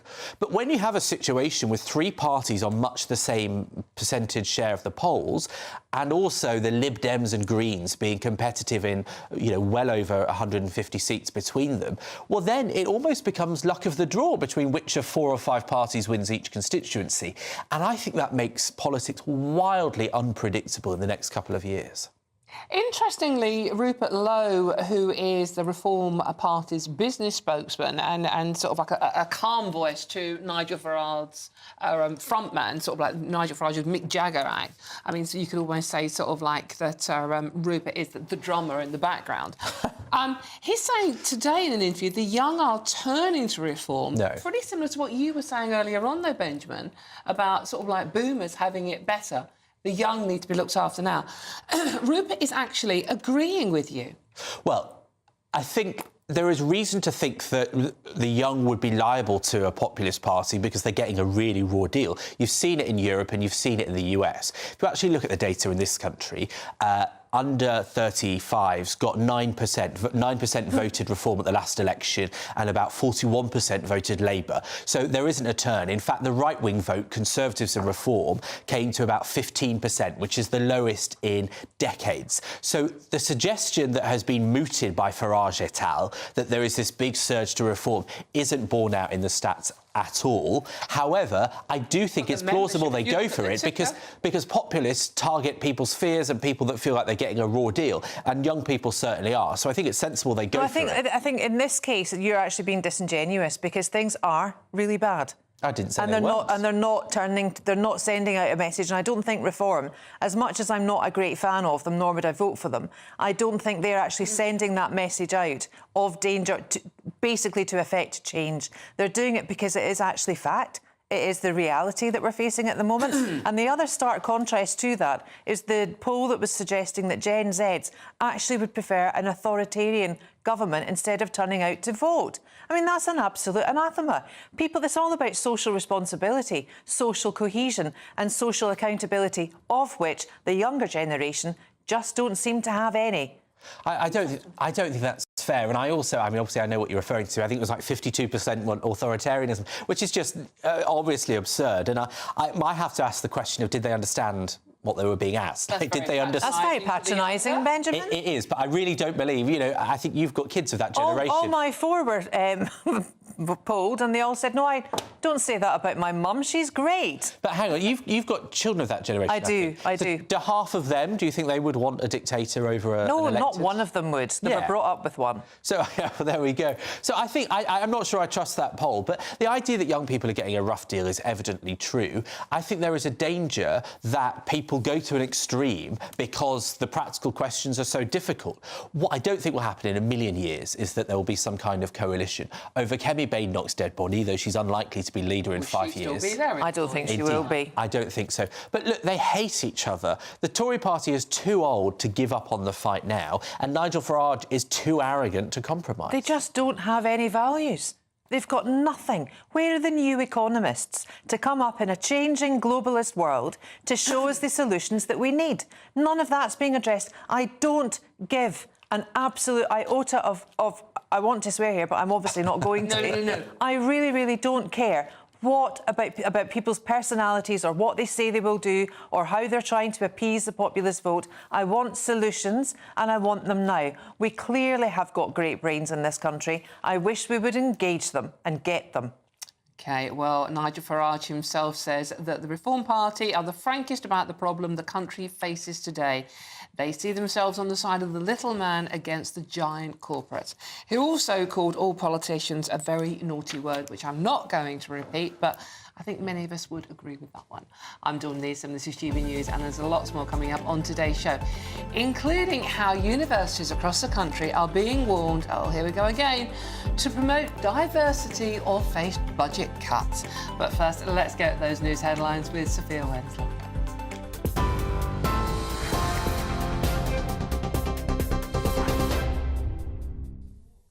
Dawn, thank you. Your headlines at 1:32. Israel has released all 183 Palestinian prisoners today. It's after Hamas freed 3 more Israeli hostages this morning in the 5th such swap of a fragile ceasefire in Gaza. The hostages are Ohad Ben Ami, Or Levi and Eli Sharabi. It comes as yesterday Hamas accused Israel of violating the ceasefire deal by delaying the entry of hundreds of aid trucks. The Foreign Office has denied reports it's set to open talks on slavery reparations with Caribbean officials demanding trillions of pounds from the UK. According to the Telegraph newspaper, a meeting could be held as soon as April after Barbados's Prime Minister, Mia Mottley, previously demanded almost £4 trillion from Britain. The Foreign Office has told GB News the story is false and misleading and insists the government's position remains unchanged. But the Foreign Secretary, David Lammy, has previously been vocal in his support in the past. In other news, a mass has taken place at St Joseph's Catholic Church in Sheffield to remember Harvey Wilgoose, who was stabbed at school on Monday. Vicar General Monsignor Desmond Sexton spoke to our GB News reporter Anna Riley after the mass this morning. It was a very moving service. Sometimes simplicity is the best, and it came across very well, and people held the family very much in their prayers. One quote I will give from the service is this, that we cannot suffer as Harvey's family are suffering, but we can suffer with them, walk with them. Meanwhile, a march is now taking place through the city to remember the 15-year-old and raise awareness of knife crime. The Day of Remembrance will culminate in a 15-minute applause at Bramall Lane this afternoon during the match between Sheffield United and Portsmouth. To the US now, where President Donald Trump is set to revoke Joe Biden's security clearances and stop his daily intelligence briefings, as there was no need for his predecessor to receive classified information. In a post on Truth Social, Trump said, "Joe, you're fired," as he referenced a report by special counsel Robert Hur that described Biden last year as a well-meaning elderly man with a poor memory. A spokesperson for Biden declined to comment. And a cold snap is sweeping in, with temperatures set to drop as low as -7 degrees over the coming days. Britain is bracing for showery rain, with a yellow weather warning in place across much of the country and snow expected in northern England and Wales. The Met Office says demand for healthcare is likely to rise, but a return for the dreaded beast from the east is unlikely. Those are the latest GB News headlines. More in half an hour. For the very latest GB News direct to your smartphone, sign up to News Alerts by scanning the QR code or go to gbnews.com/alerts.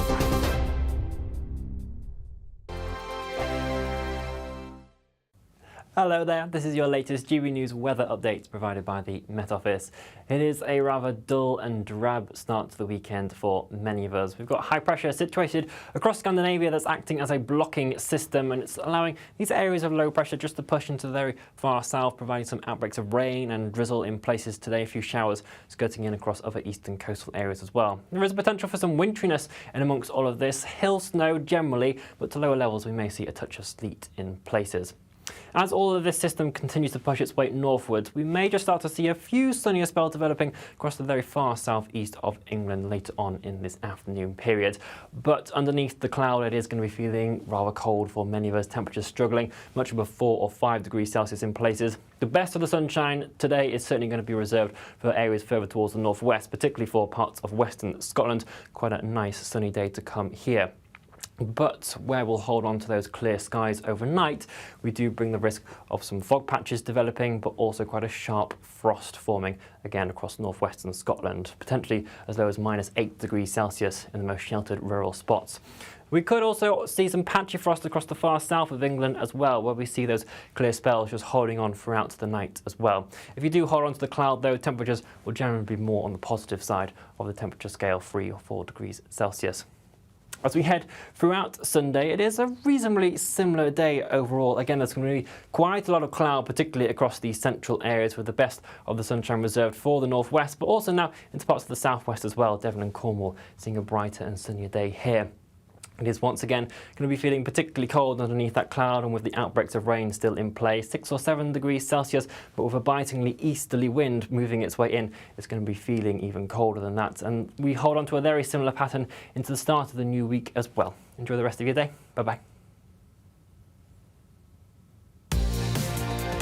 Mornings don't have to be tiresome, especially if you have the right company. Wake up to news as it happens, opinion and debate, and of course, a little bit of entertainment too. Because when the kettle's on, we're on. That's Breakfast on GB News, a show worth waking up for. every morning from 6 a.m. Only on the People's Channel, Britain's news channel.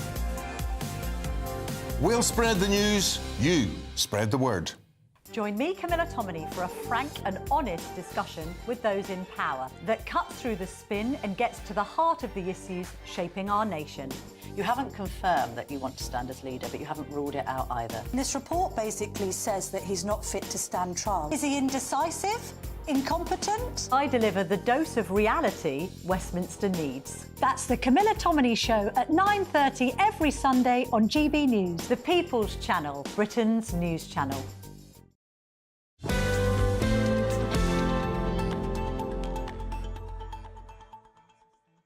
Welcome back to the weekend with me, Dawn. And apologies, I'm putting my glasses on. I need to read things. I'm old. A couple of your messages I just want to read out here. Message from John. Hi, John. John says, I like the Scottish lady. Her name's Claire. Talking sense.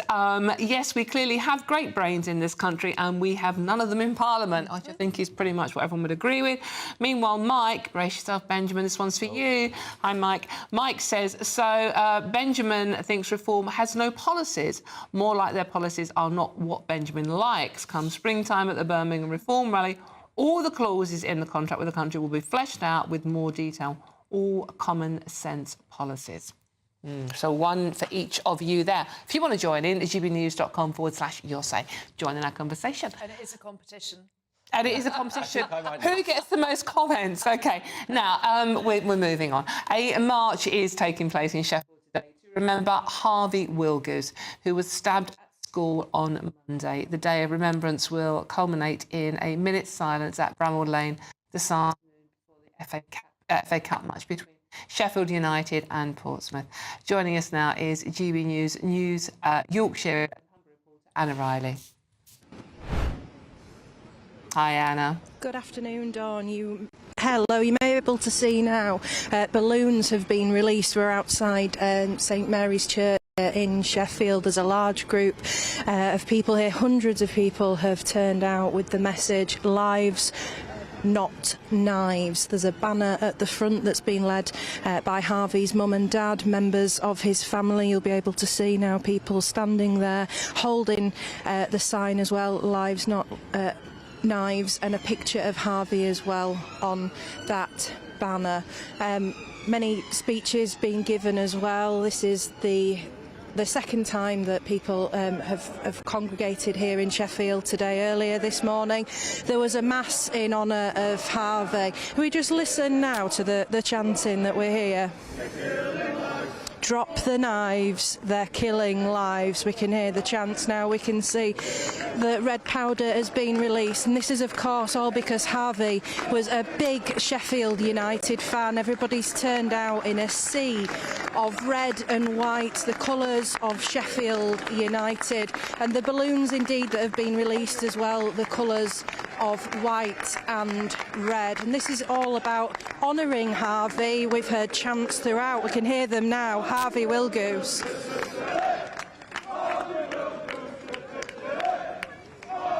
And chants as well of there's only one Harvey Wilgoose. So it's all in tribute of him, the loss of Harvey, 15 years old, going to school on Monday. And tragically, he was a victim of knife crime. So this is all about remembering him, but also about making a stance against knife crime as well. We can see this march is just continuing now. We're going to head to Bramwell Lane. That's the home ground of Sheffield United. And there at 3 o'clock, when there's a match against Portsmouth, in the 15th minute of the game, there's going to be clapping for 1 minute in honour of Harvey. So we can see more balloons just being released now, and the community gathering here in Sheffield in honour of Harvey Wilgoose, and also to make a stance against knife crime. Thank you very much, Anna. That's our GB News Yorkshire and Humber reporter, Anna. Thank you very much for that very moving report on memorial for young Will there, who lost his life to knife crime, like so many young boys do these days. Incredibly sad. OK, now, talking of youngsters, we talk to universities now. Are universities prioritising diversity over academic excellence? Spoiler alert, probably yes. A new funding shake-up could see research budgets slashed if institutions don't meet strict diversity targets. Supporters say it's about fairness, but critics warn it's ideological conformity over quality. With billions at stake, the debate is heating up, so are the charges justified? Joining me now to discuss this is Ian Pace, Professor of Music, Culture and Society at City Street George's University in London. Thank you very much for joining me today, Ian. Ian, I don't know about you, but I just want my educational establishment just to teach kids whatever level we're at. Well, education establishments, higher education establishments, have traditionally always been about both research and teaching, and the ideal being that the two inform one or other. But the extent to which academics could have been counted upon to actually produce the research they're paid to do did come into question in the 1980s under the Thatcher government, who introduced this mechanism, the research assessment exercise, which first ran in 86. So instead of just research funding being allocated largely according to the prestige of the institution, now every institution had to sort of submit information on what their academics were doing in research terms. And this exercise has run on multiple occasions, and it gets modified every time through. In particular, after 2008, it changed to become something called the Research Excellence Framework, and the title of which should give an idea of what it's meant to measure.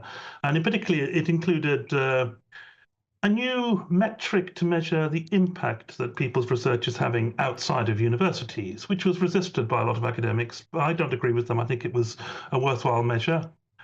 And up until the last time this ran, which was in 2021, there was a weighting of three elements that fed into this. 50% of what was used to determine universities' funding came from judgment on the outputs that its academics had produced, and those were submitted, a selection of them. And then another 25% on impact, another 25% on what sort of general environment they're providing in which research can flourish.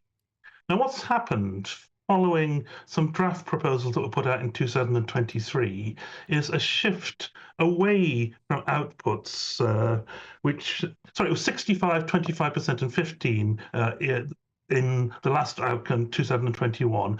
And the proposal is now making it 50%, 25 and 25. So a much larger amount put on this thing called people, culture and environment.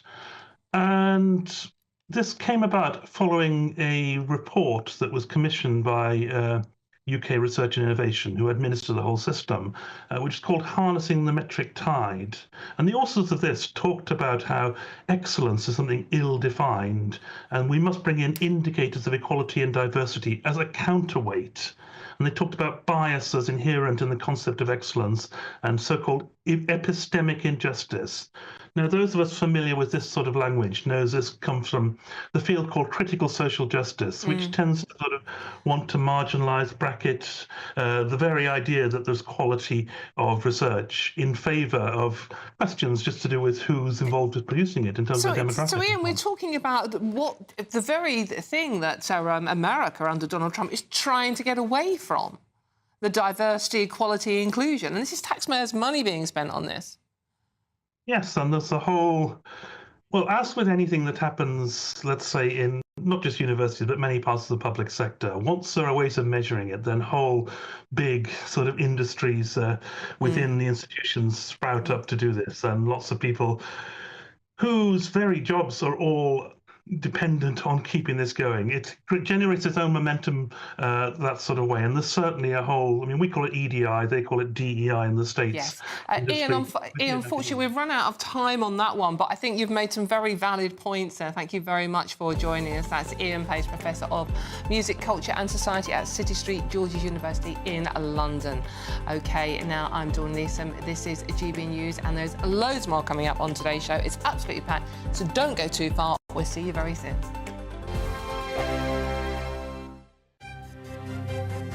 GB News Breakfast. Every day from 6 a.m. Have you noticed that more and more stores are closing? Well, last year, apparently 13,000 stores closed for the last time on the high street. Well, experts warn the worst is still to come for our small businesses. Well, let's talk to retail expert Jeremy Baker. Good morning to you, Jeremy. How bad is it and what can be done?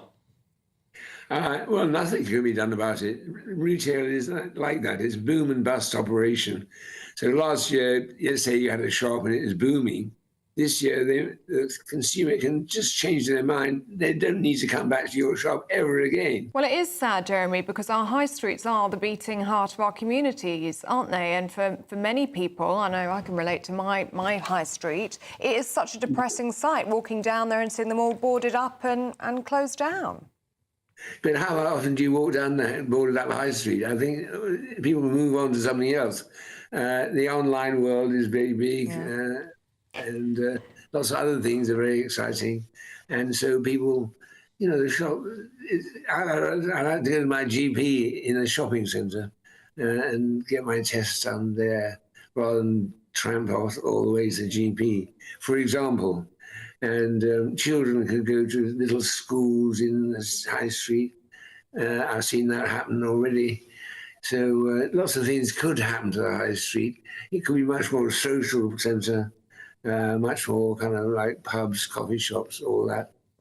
Charities. I don't see anything wrong with charities taking over, but the idea of the shop-centred high street finished, that's gone, never coming back. Goodbye. It's not sad, it's just life. GB News, the People's Channel.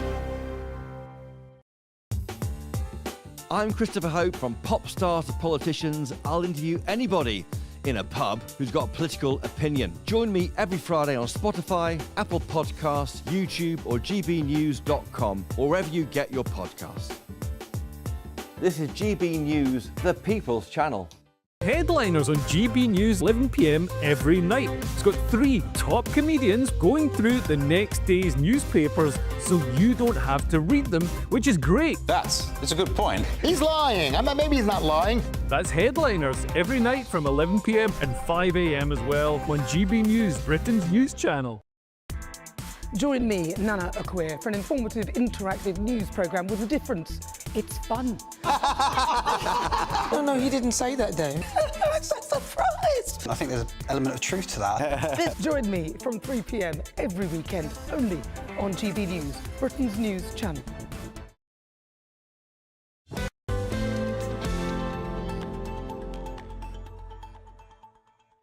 Hello, welcome back. Nash, we talk royals because they're off on an Italian holiday, aren't they? Yes, and they're also going to pop in and see the Pope and have a chat. But last night, to kick it all off, they had a posh function at Highgrove with lots of celebrities there, and it was all Italian-themed. Telling us more about this one is former royal butler Grant, Harold Grant. Give us all the goss from last night, then. This brought back a few memories, Dawn, because obviously that was my base where I used to work. So I remember with many fond memories of hosting or being involved in many events there. So it's quite nice to see that since he's become king, people would assume these kind of events would be taking place in London, but it's nice to see that it still happens up here at Highgrove. So it was quite a lot of activity in the local town of Tetbury as all these kind of celebrities and VIPs were coming through. And of course, this event, as you mentioned, is to kind of, it's I suppose a kind of kick-start of this Italian tour to Italy that's coming up. And it's interesting because I noted that it was all about obviously the food, slow food and fashion. And the thing about the king is, as I'm sure you're aware, Dawn, when it comes to traditional methods of cooking to do with food, this is something he's very passionate about, and Italian food as well, I should mention. So it's quite nice to see that this event took place at Highgrove, and it's had quite a bit of publicity, which is fantastic. And we saw the Beckham. We can see the Beckhams there in the footage as Yes, well. Obviously, yes. the king and David Beckham have become quite close now, haven't they? They have, and they're not too far away. I think they're about 30 minutes, from what I understand, from each other. So they're almost, should I say, neighbours. And I should mention David Beckham is now also an ambassador for the King's Foundation, which is the very close to the king. It's an important charity, which was started obviously when he was Prince of Wales. So I think it was also noted that David Beckham actually said to the king he was honoured to be an ambassador. So obviously that relationship has definitely become more so over the years, because when I was there, I don't remember them kind of being friends, when now obviously they've become friends, so much so that he's asked him to be an ambassador, which is fantastic. And Grant, obviously, very quickly, it's obviously lovely to see the King looking so healthy, especially if he's going off to Italy on another tour. Exactly. And the good thing is, Don, he wouldn't be undertaking these tours if there was any issues as well. His doctors obviously advise him on a weekly kind of basis. So it obviously is a good sign that things are going in the right direction, thankfully. Thank you very much. That's former Thank you, Royal Dawn. Butler Grant Harold. I was particularly impressive, actually, was the King making a martini, shaken, not stirred, dressed in his tuxedo. The next James Bond, what do you reckon? Anything's possible these days, isn't it? I'm Dawn Neeson, and this is GB News, and there's loads more coming up on today's show, so don't go anywhere. But first, it is February. You know what I'm going to say. Look out the window or get the details from the weather forecast here, and my guess it's going to be grey. Here's the details for you.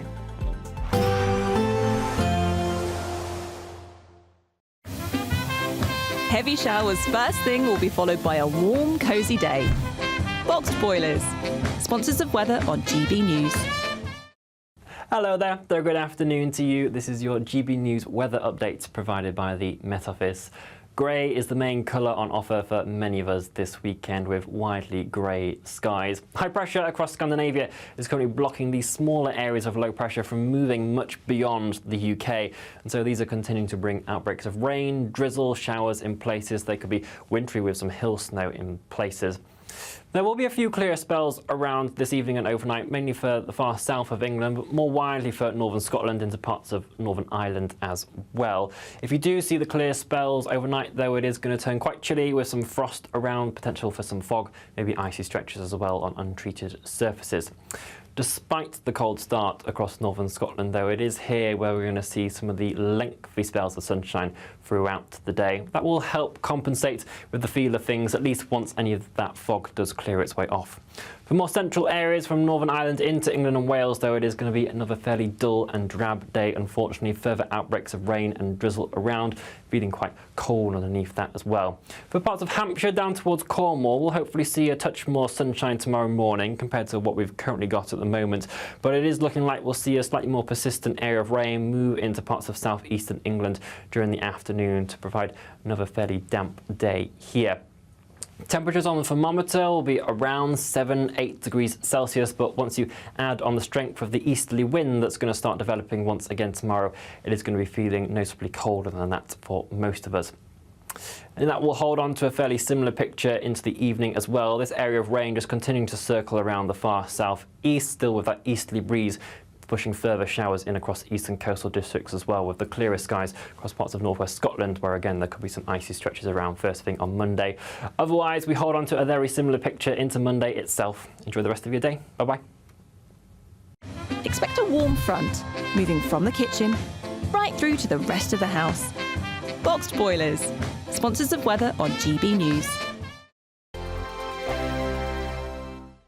Don't miss your chance to be one of 2 big winners in our latest Great British giveaway, as we have 2 prize bundles that have to be won. First, you'll win a totally tax-free £10,000 in cash to spend however you like. You'll also receive the very latest iPhone 16, and we'll send you on a shopping spree with £500 to spend in your favourite store. For another chance to win, text cash to 63232. One entry costs £2 plus 1 standard network rate message, or text bonus to 63232. 5 entries cost £5 plus 1 standard network rate message. Go to gbnews.com/win. Entries start from just £2. Call 0903 681 3232. Calls cost £2 plus your network access charge, or post your name and number to GB11 PO Box 8690 Derby DE1 9TT. UK only. Entrants must be 18 or over. Lines close at 6 p.m. on the 7th of March. Please check the closing time if listening or watching on demand. Good luck. Good Afternoon Britain isn't just about us. The wonderful thing about this programme is it's about everyone watching. It's an interactive programme. Well, there absolutely is something to see here, and we're going to be talking about it more. Whether it's breaking royal news, Will, please bring us up to date, or indeed a particularly punchy speech in the House of Commons. Very, very curious. We bring it to you live, and then we bring you live reaction as well. That's Good Afternoon Britain, weekdays from midday. Only on GB News, the People's Channel, Britain's news channel. Hi, I'm Michelle Dewberry, and my show is your opportunity to cut through all the noise and dive in headfirst to some robust debates. Ideas clash. Situation, no, because the failure is you're deliberately avoiding my point. Nothing's held back. And if you think this is the end of it, wait for more. And we do not shy away from the difficult stuff. Sometimes I want to shake people and say, if only you understood. So join me on Jubes & Co. weeknights at 6 p.m, only on GB News, Britain's news channel. Mornings don't have to be tiresome, especially if you have the right company. Wake up to news as it happens, opinion and debate, and of course, a little bit of entertainment too. Because when the kettle's on, we're on. That's Breakfast on GB News, a show worth waking up for. Every morning from 6 a.m. Only on the People's Channel, Britain's news channel. We'll spread the news, you spread the word. It's Patrick Christie's Tonight, and here we do things differently. It's explaining the absolute madness of this, doesn't it? It's explosive. I mean, this is very good. It's lively. 850. Your government sat there, Sean, and it did nothing. It's controversial. And the Middle East has been in turmoil since before I was born. It's everything you need to kickstart your evening. Everyone's had their Weetabix tonight. I love to see it. That's Patrick Christie's Tonight, weeknights from 9 p.m. Only on GB News, the People's Channel, Britain's news channel.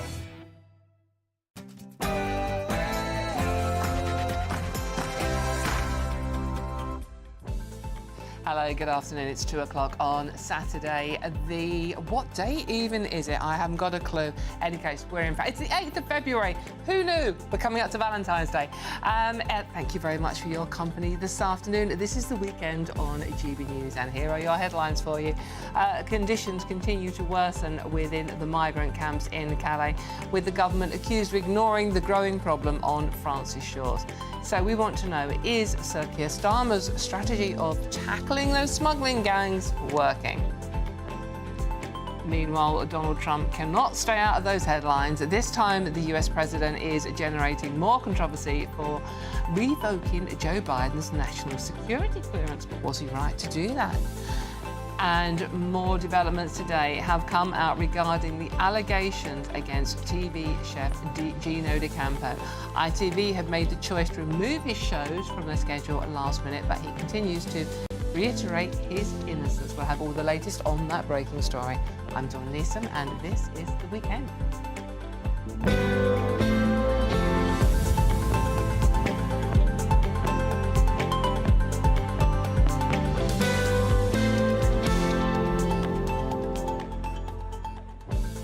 I do think it's slightly worrying that I can't actually remember what the day is, especially seeing as we're just days before my husband's birthday and, of course, Valentine's Day. And if I forget that, I am certainly a dead woman walking.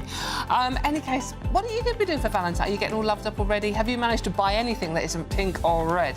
I even saw salt and pepper shaker the other day that were pink and being sold as a Valentine's gift. I'm sorry, if they turned up with that as a gift, what would you do? I want to know what you're thinking about that and everything else, because this show is nothing without you and your views. So let me know your thoughts on all the stories we're discussing today. Simply visiting gbnews.com/yoursay and join in our conversation. And I promise I will read as many as I can out. I know lots of you have been getting in touch, lots of compliments about the panel I have with me, which is journalist and writer Benjamin Butterworth. Maybe not so many compliments there, but and political commentator Claire Muldoon, lots there, to be honest with you. So keep them coming in. But before we get stuck into today's stories, let's get those news headlines with Sophia Wensler.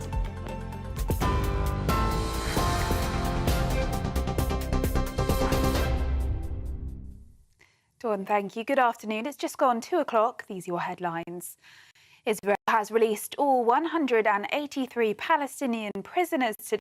It's after Hamas freed 3 more Israeli hostages this morning in the 5th such swap of the fragile ceasefire in Gaza. The hostages are Ohad Ben Armi, or Levi, and Eli Sharabi. It comes as yesterday Hamas accused Israel of violating the ceasefire deal by delaying the entry of hundreds of aid trucks. Back in the UK, the Foreign Office has denied reports it's set to open talks on slavery reparations, with Caribbean officials demanding trillions of pounds from the UK. According to the Telegraph newspaper, a meeting could be held as soon as April, after Barbados's Prime Minister, Mia Mottley, previously demanded almost £4 trillion from Britain. The Foreign Office has told GB News the story is false and misleading and insists the government's position remains unchanged. But the Foreign Secretary, David Lammy, has previously been vocal in his support in the past. In other news, a mass has taken place at St Joseph's Catholic Church in Sheffield to remember Harvey Wilgoose, who was stabbed at school on Monday. Vicar General Monsignor Desmond Sexton spoke to our GB News reporter Anna Riley after the Mass this morning. It was a very moving service. Sometimes simplicity is the best, and it came across very well, and people held the family very much in their prayers. One quote I will give from the service is this, that we cannot suffer as Harvey's family are suffering, but we can suffer with them, walk with them. Meanwhile, a march is taking place throughout the city to remember the 15-year-old and raise awareness of knife crime. The Day of Remembrance will culminate in a 15-minute applause at Bramall Lane this afternoon during the match between Sheffield United and Portsmouth. Now, all reruns of old Gino D'Acampo shows have been pulled from the ITV schedule after allegations of inappropriate behaviour against the TV chef. A new series of Family Fortunes that was filmed in October 2023 has not been broadcast yet, and as it stands, there are no plans to do so. D'Acampo has been accused of making inappropriate sexual comments while working on a string of ITV programmes since 2011. Gino D'Acampo firmly denies any allegations that have been made against him. To the US now, where President Donald Trump is set to revoke Joe Biden's security clearances and stop his daily intelligence briefings, as there was no need for his predecessor to receive classified information. In a post on Truth Social, Trump said, "Joe, you're fired," as he referenced a report by special counsel Robert Hur that described Biden last year as a well-meaning elderly man with a poor memory. A spokesperson for Biden declined to comment. The King and Queen welcomed celebrities, chefs and diplomats to their Highgrove estate last night to celebrate Italians' slow cooking. The dinner, with dishes including crab ravioli and pork alongside English and Italian wine, comes ahead of their Italian state visit later on in the year. Among the guests for Charles and Camilla's event were Victoria and David Beckham, Dame Helen Mirren and Stanley Tucci. And the menu honoured a cause close to the King's heart.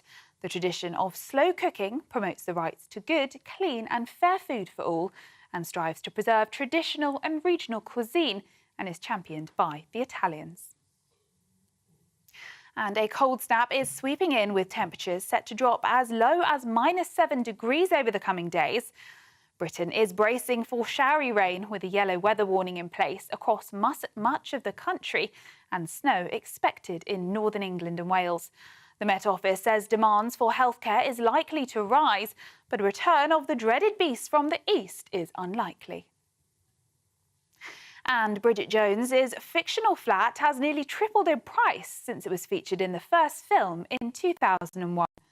According to property website Rightmove, Bridget would have snapped up her flat for a mere £186,000 back in the noughties, whereas now it would cost her an eye-watering £549,000. While Bridget Jones, who's played by Renee Zellweger, has not always been lucky in love, she has climbed up the property ladder. In the final film, her home is in London's leafy Hampstead, where the average asking price for a property is £1,548,000. Those are the latest GB News headlines. Now it's back to Dawn. For the very latest GB News direct to your smartphone, sign up to News Alerts by scanning the QR code or go to gbnews.com/alerts.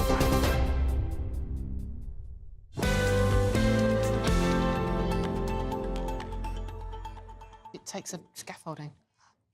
Thank you very much, Sophia. Just discussing with the voices in my head about how long it takes me to, you know, ladies, when you get to a certain age, it takes scaffolding. You know what I'm saying, don't you, girls? OK, let's get straight into today's stories, shall we? Now, in spite of the Labour government increasing deportations, some human rights advocates are reportedly growing frustrated with Sir Keir Starmer for failing to target smuggling gangs that are bringing... You know, the smashing the gangs thing? Well, it's not working. The Mail newspaper today is reporting that nearly 1,500 migrants are waiting to cross the Channel in Calais, with squalor, disease and crime on the rise in the area. How many times have we done this story? Home Office stats show that around 24,000 have been trafficked on boats across the Channel since Labour came to power last summer. But what is the best way to tackle this problem? Now, this new camp is in 2 warehouses that many people living in Calais aren't even aware of yet. But it's still growing, more are coming. Joining me now is Kevin Saunders, the former Chief Immigration Officer at UK Border Force. Kevin, thank you for joining me this afternoon. Thank you for joining me all the previous times we've talked about this, and we keep talking about it. The Calais problem, why is it not going away? Hello, Dawn. Well, it's not going away because the French won't move it away. You're quite right about the warehouses. What happens in France, and in particular in Calais, in the winter months, is that the French authorities open up a couple of old warehouses to accommodate the people. They don't like them sleeping rough during the winter months because it's too cold, so they open up a couple of warehouses and let them move in, which they've done again this year. So it's a regular thing. But I would suggest that 1,500 migrants waiting in Calais is probably an underestimate. I would put it much higher than that, because we haven't had the people coming across the Channel recently in large numbers because the weather's been so bad. So I suspect there are probably in the area an awful lot more than 1,500 waiting to come across. And as usual, Kevin, we read in this report in the Mail today that most of them, the vast majority, are young men, very few women and children. Thankfully, very few women and children, given the conditions they're living in. But it just is still not going away. Why don't the French do anything? Well, because the French want to get rid of them. And the French view is that if they want to go across the Channel, let them go. Let them go. It's an English problem. And in fact, the French politicians have said it's all your fault, basically, because you are too generous. You give them too much. And, you know, it's an interesting argument. Other people will disagree. They say we don't give them enough. Yeah, but that is the French view. The problem, I remember the French Interior Minister saying that, Kevin. He was saying, you know, that the problem is you're a soft touch. The thing is, when we try and get tough, a bit like the French do, by letting them live in tents rather than putting them up in hotels that we do, you know, we're racist, but the French can get away with it. Oh, yes. I mean, the French can get away with murder. They do all the time. Until we can get Europe to actually agree to behave by the rules and take these people back, we will never solve the problem. These people, the migrants, are all coming from safe countries. They just don't want to be in Europe because they don't get as much in Europe as they'll get in the UK. Kevin, thank you very much. That's Kevin Saunders, former Chief Immigration Officer at UK Border Force. Kevin, thank you very much for joining me now. Right, I've got Benjamin Butterworth and Claire Muldoon with me. Yeah, Claire is smiling a lot today. She smiles a lot. She's a lovely, happy person. OK, but she's not going to be, because this is a very annoying story, isn't it? Right. OK, so I'm just going to read this out from the Mail report today. Most of those in the Calais warehouses are, as you've just heard me discuss, young men. And most have been thrown out. This is the bit that's going to annoy you. Most have been thrown out of Italy, which they reached by boat from Libya.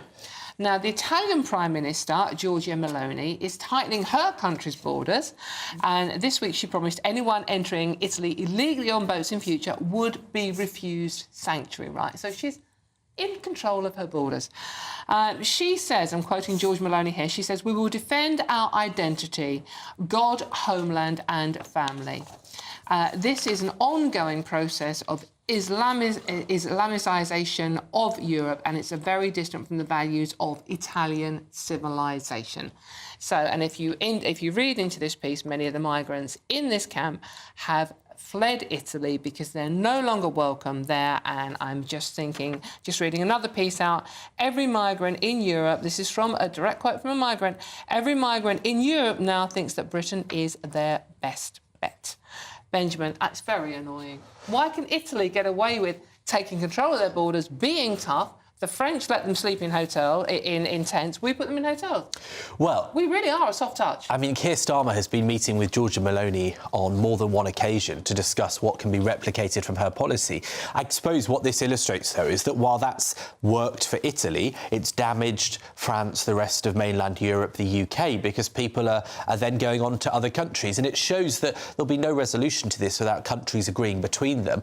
Otherwise, you end up with one taking a wildly disproportionate number of migrants, as the UK may end up doing. And so I think that's one of the lessons to take from this.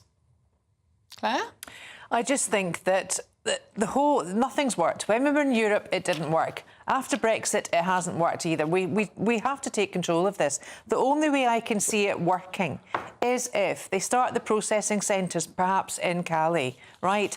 They need a cross-party allegiance over this because it's gone from Conservatives to Labour now and they still don't know what to do with it. So I think we should get a cross-party think tank going, and they need to include people from the maritime unions and agencies and also Border Force. These are people that are dealing with these illegal immigrants, asylum seekers, day in, day out. And we really need to get a grip of it, because I think the rise in Islam is just leading the country and making it unsafe.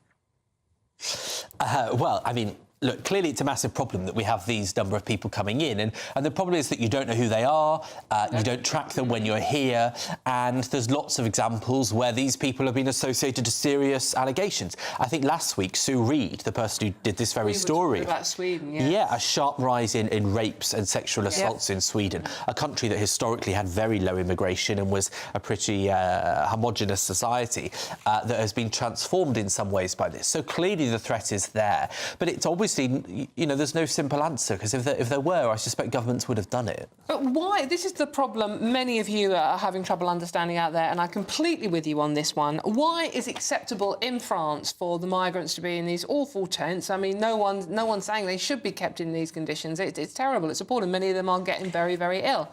But in the UK, we have to spend millions of pounds putting them up in hotels. Or repatriating them. Yeah. And I think the optic has to be on why they're leaving the countries that they are. What have we done, if we have done anything, to make those countries so unsafe for them? Or indeed, if we haven't done anything, why are they leaving anyway? There's something going on, and they are traditionally all men. Look what happened to Italy and Lampedusa. Was it last year or the year before? Loads of African males were absolutely landed there, and the population of Italy and the people who lived there didn't want it, and they felt unsafe and they felt threatened. Giorgia Meloni, I doff cap. I think you're doing a great job, and I wish we had someone with such great strength of character as yourself running our country. Yeah, and the vast majority of people living here are from the Sudan. The last time I'm aware, it's not a country that we've interfered with. No, but Sudan is probably the most dangerous country on earth at the moment. It's embroiled in horrendous conflict, and so you know the borders are completely closed to Sudan. Nobody can get in, but clearly people are getting out. Yeah, going up sort of through Egypt and Libya and making it across to Italy. I do think this illustrates one of the mistakes that Donald Trump is making with closing the US Agency for International Development. You know, when you ask the question of why are they leaving these places, there are lots of reasons, but if you don't try and do our bit in international development to stabilise and give basics to these drastically poor and unstable parts of the world, then you are ultimately creating a factor which makes them come to our country. Africa is one of the most corrupt continents in the world. You were saying we increase foreign aid and we stop this problem. Well, international development goes a long way to helping these countries have the basics to try and build their own economies. Trump was perfectly within his rights to do what he did, and I'm glad that he has. Well, he's not, because millions of people could die of HIV and AIDS from what he's done. Well, the people that are living in that country have to deal with their own issues. They can't keep That's a going. hideous comment. It's not a hideous comment at all. Of course it is. They can't keep going, cap in hand, to other countries and relying on other countries to get them out of their hole. So tell me, if you're... I just got back from Mauritania, which is one of the poorest places on earth, OK? And I spent 7-8 days living with people there. Right, tell me how someone in the middle of the Sahara, a woman with a whole host of kids because they don't have contraception...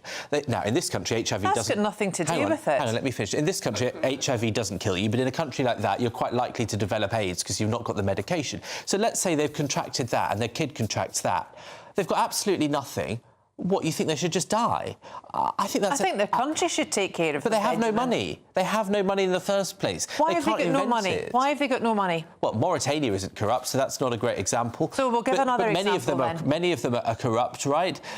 Lots of them are. Because people have taken advantage. The people that live in these countries, when it comes to basic health care, getting malaria or contracting HIV and developing AIDS, the fact that we send medical supplies to save those people's lives is a basic Christian responsibility as a Christian country. That is, but they don't get the money. When the money is sent over, it's so corrupt, they don't. Well, they do, because... They don't. MSF Holland, the Red Cross, Amnesty International, they're all tainted with the same thing. When the money goes in, children in need as well, when the money goes in, it doesn't go to those poor women that are treated with HIV, they don't get the treatment. With malaria, they're not treated. That's the problem. That's an insane generalisation. It's not. And the estimates are that USAID has saved 26 million lives that could have been died from HIV and AIDS. Well, they need to save 26 million in their own country. Thank you very much. They won't, because they'll obviously die. Look, it is a great debate. GBNews.com/you'll let me know what you think of it. There's loads more coming up, including is Lammy a complete liability? David Lammy we're talking about. I mean, where do we even begin with that one? Well, you don't want to miss it because it's another heated debate coming out. This is GB News, Britain's news channel. We'll see you.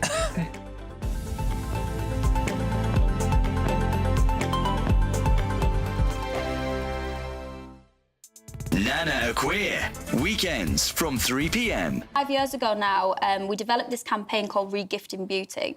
And Regifting Beauty is about giving back to those that are in less fortunate situations than the majority of us. And I was coming across people that were receiving gifts at Christmas. You know how many gifts we receive? Gift sets, items, bath bombs, all of these things that we don't necessarily use. For myself, they sit in the bathroom cupboard all year round. So I was thinking of a way how we can make that better, put that to better purpose. And we developed this campaign 5 years ago called Regifting Beauty. And it's where people can donate unwanted toiletries, sanitary items, skincare, perfumes, and we work with different charities around the country and they will re-gift them to survivors of domestic abuse. And for years now, it's only really been focused around women. There hasn't really been a male focus. So Ben and I were having conversations and we were thinking, well, and I was getting comments throughout the years of doing it, saying, why are men excluded from this? Surely it should be applicable to men too. I mean, in the UK, over 700,000 men are suffering with domestic abuse on an annual basis. And a lot of that goes unreported. And there's over 2 million people in the UK that do suffer from some form of domestic abuse, be it physical or psychological, and it's an important topic that we should be discussing. So this campaign is about providing something that may seem trivial, but it restores some level of dignity, and I think that's so important when survivors are just trying to regain aspects of their life. Something so small that maybe sitting in your bathroom cupboard that you're not using could go to such better use. So this year we're launching the Regifting Beauty, the Turnaround Edition, about turning around moments in life and allowing people to have those turnaround moments, which also plays on Ben's, song, Turnaround. Gotta turn it fits in nicely with that. Which I'll be on with you. For the remix, it's all fitting in nicely, isn't it? GB News, the People's Channel. Join me, Nana Queer, for an informative, interactive news programme with a difference. It's fun. No, you didn't say that, Dave. I'm so surprised. I think there's an element of truth to that. Join me from 3 p.m. every weekend, only on GB News, Britain's news channel. This is Britain's Newsroom, where your voice matters. It's just astonishing. With expert analysis and honest opinion, we don't just keep you informed. We bring you unique perspectives you won't see anywhere else. Can't argue with any of that. When the news happens, it happens here. On Britain's Newsroom, weekdays from 9:30 a.m. Only on GB News. If you want your news to be straight talking... This is a nightmare for the Conservatives again. Down to earth. It's not just Nottingham where this is happening, is it? And most importantly, honest. Hard-working, middle-class taxpayers, they'll get their book thrown at them. Then catch me, Martin Daubney, Monday to Friday, 3 till 6 p.m. on GB News, Britain's news channel. Earlier on GB News. The Foreign Office has been in touch and has strenuously denied claims that they were considering talks with Caribbean officials over slavery reparations. I think this is a great victory for GB News, right? Before most people have had their full English this morning, you've saved the British taxpayer, what, £4 trillion? There we go. This is great. That's a huge relief, actually. King toasts Italian-British relations ahead of his state visit to Italy. How do the Italians eat spaghetti? Now, our Italian guest earlier said you just slurp it. And we're beginning to think that maybe adding the spoon is a British invention. From 6, it's GB News Breakfast.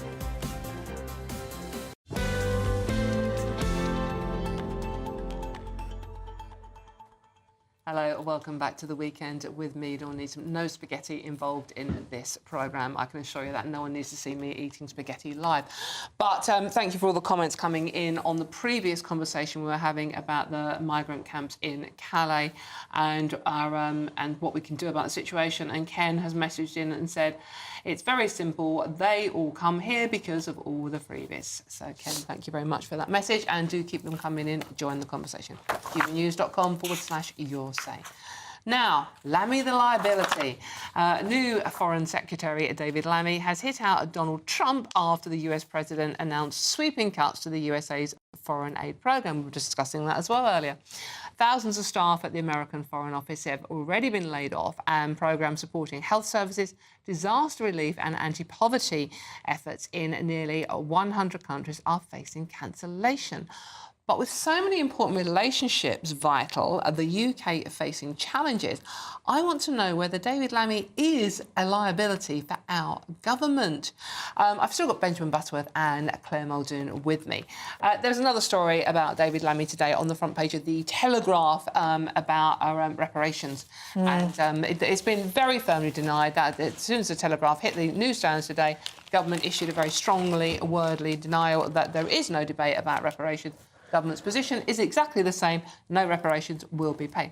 However, David Lammy has said in the past several times very clearly that he thinks reparations should be paid. So now, David Lammy, Claire, is he a liability? I mean, he's taking on Trump for a start, which at the moment is never a good idea. He's a huge liability, Dawn. And for a man who couldn't locate a cervix on a woman, I think it's highly unlikely as Foreign Secretary he can locate any of the countries he's supposed to be talking about. And I'll tell you something else. He's not looking after the country of which he is a citizen. He's not looking after the benefits and the advantages of Britain that Britain can bring to the global scale. He's not doing any of that. He would rather say, sorry, how much money do you want? Chagos Islands, here you are, take my money, take the base, take everything. Yeah, take the islands and take money. I still can't get my head around that one, but I don't. With that, we're not talking about the Chagos Islands because that is just a complete mess with your head. But we are talking about David Lammy, and he never. I thought we were talking about the Chagos Islands, but carry on. Well, yeah, well, the situation where we give stuff away and we pay people at the same time, make it make sense. But we are talking now about the reparations story that has, the government have said no, we're not apologising for reparations or giving any money over. But I mean, David Lammy says we should, and he's taking on Trump, saying Trump's foreign policy about migration is completely wrong. Well, I mean, I don't... You agree with him, don't you? On what? On what Trump's doing with removing funding from third world countries that they were helping? Well, he's completely wrong to remove. We discussed it at the end of the last part to remove US aid. So David Lammy? That was well, I suppose so. Yes, that was something that was set up by US aid was set up by JFK and has functioned extremely effectively. And look, £40 billion is a fraction of the £6 trillion that they spend. So it's not having an effect on Americans' inflation, that's for sure. But it will kill people in other countries, and I think that is unbelievably cruel and selfish and irresponsible. And when we look at China and its foreign policy, which has been extremely effective, especially in Africa and Latin America, they've been doing that with their Belt and Road Initiative, with funding projects, getting Chinese influence in those countries. Actually, when I was in Mauritania, I was amazed by the amount of Chinese restaurants I don't understand why you can't afford your first home. You're always jet-setting. Well, I go to pretty poor countries, so they cost a lot less than most people's holidays. Someone said that I do the immigration, the migrant route, I just do them in reverse. You just do them in reverse, yes. But, you know, you see this in Latin America. You know, China has really targeted Latin America because it sees it as a diplomatic route to overcoming Northern America, the US and Canada. And so I think it's very stupid of them. On the question of David Lammy, I don't question his intelligence. He's a Harvard-educated Kennedy scholar. He's an exceptionally intelligent man. And I think the Chagos Islands deal, if you think it's a bad idea, well, then why did the Conservative Prime Ministers, 3 of them, hold 11 rounds of talks? It's because we know there are essential intelligence wires that run under that part of the world. It's the diplomatic part of it, I it. think people are getting issued with. Starmer isn't behaving like a diplomat. He's not behaving like a head of state. He's behaving like the lawyer that he is. And he's got his old cronies in to develop the scheme for handing it back. And if only because the new Prime Minister of Mauritius, has actually looked at the figures and thought, actually, no, I think we can get a bit more here.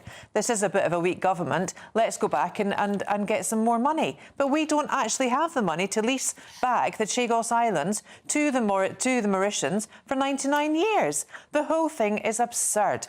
Absolutely absurd. I thought it was a very interesting point you made, Claire, when we started this conversation about David Lammy appearing to care more about other countries than this one. Yes. Would you say that's a fair statement, Benjamin? No, not at all. But, you know, one of the problems Britain faces is that we are weaker on the world stage because of Brexit. Oh, you know, that's one of the reasons why Chagos is so contentious, because African countries withdrew their support to our claim over the islands, and now that's emboldened the Mauritian government. We are weaker because of Brexit. On the question of reparations, they're absolutely clear there will not be reparations. And, you know, I interviewed Mia Mottley, the Prime Minister of Barbados, some years ago after Prince Harry made comments about reparations. I interviewed her and the Prime Minister of Grenadines, is that a country? Yeah. Another country, Ralph something or other, a Prime Minister there. And they asked for reparations then. It's nothing new that they're asking for it. But like the Conservative government, Labour has no plans of paying up. But David Lammy thinks we should. He's said so several times on the record. I think before he was Foreign Secretary. Well, this is the thing, isn't it? Here are my principles, but if you don't like them, I have other principles. Yeah, exactly. When you're in power. Let me just do a bit of check and balance and see what... Hang on a minute. That's how I feel today. Yeah, you're talking of wind. I mean, same thing with Miliband during the week about Heathrow. No, third runway. Actually, let's have it. Yes, as long as you know, the caveats are. But Africa's a very interesting. Sorry to go back to Africa and your comments there. China is basically bankrolling the whole of Africa at the moment, and as a result, it's making it more corrupt, and it's actually making it weaker. And unless the Africans can see that, then there's going to be an issue all the way through, as Africa has always been. It's one of the most richest continents in the world. Diamonds, oil, everything. It's so rich, and yet it's one of the poorest. Well, many of its natural resources, which are extensive, were, you know, bought up by Europeans and Americans a long time ago, and so they don't get the benefits of that. But I think reparations. Well, pay them for the way we abused them back in the past, or do it in a way that a capitalist system does, and you know, try and return that. I mean, when Gordon Brown was Prime Minister, he cancelled a lot of third world debt, which was a huge release for those countries. And by the way, let's put some positivity here. Africa is the part of the world that is expected to have the fastest economic growth this century. If they can start killing each other, it's predicted. Well, I think that's a naive and ignorant generalisation. Of Christians in Nigeria. But that's an ignorant can't. But there are many. I mean, Nigeria is thriving. Rwanda is thriving. Actually, it's a great success story. You know, there are many countries there that are. We can send illegal immigrants there then. It's not a continent in which every one of the 53 countries is the same, but you have to be pragmatic. China is helping these countries in a way that Britain once did through its Commonwealth. If we, those Western countries, stop doing that, they will take advantage, and that could distort the world order in a way that is not in our favour. Pick the bones out of that one, but you did just say Rwanda was an OK place. Yeah, Rwanda's a real success story. OK, so we can send migrants there. Well, the question's about its... Yes or no? It's been funded by us in part. I wasn't against people going to Rwanda. I was against forcing people to a third country. Oh, any case, I'm Jordan Easton, this is GBNews. Let me know what you think about all the stories we're discussing today, and there's loads more coming up. You don't want to go anywhere. Yeah, we're keeping up our fight for the farmers, and they are going to be talking again this afternoon about the inheritance tax, so you don't want to go anywhere. With a great chat coming up on that one. But first, let's get the news with Sophia Wenzer.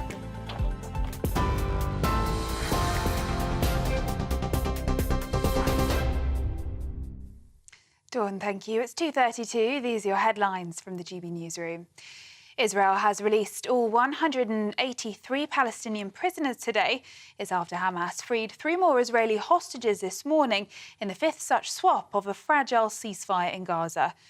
The hostages are Ohad Ben Ami, or Levi, and Eli Sharabi.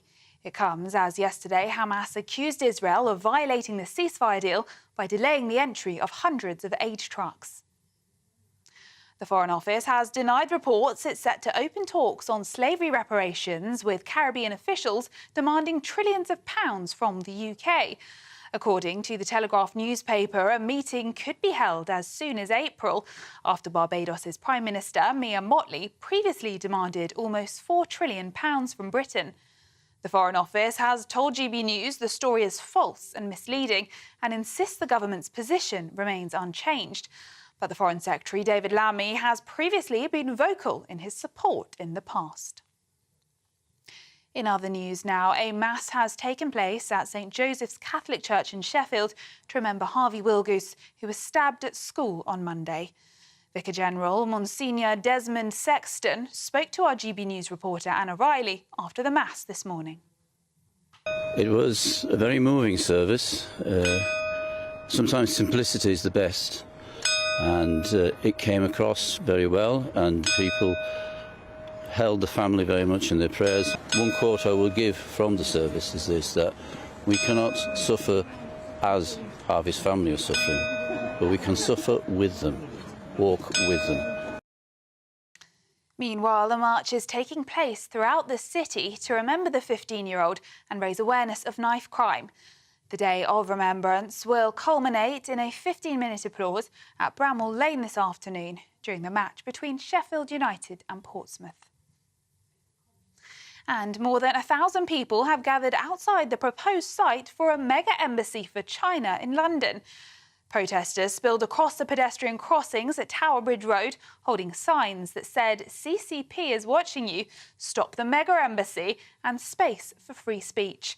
The Met Police previously objected to the development at the Royal Mint Court on the basis that there is a lack of space outside the site for safe protests. Those are the latest GB News headlines. Sam Francis will have more for you in half an hour. For the very latest GB News direct to your smartphone, sign up to News Alerts by scanning the QR code or go to gbnews.com/alerts.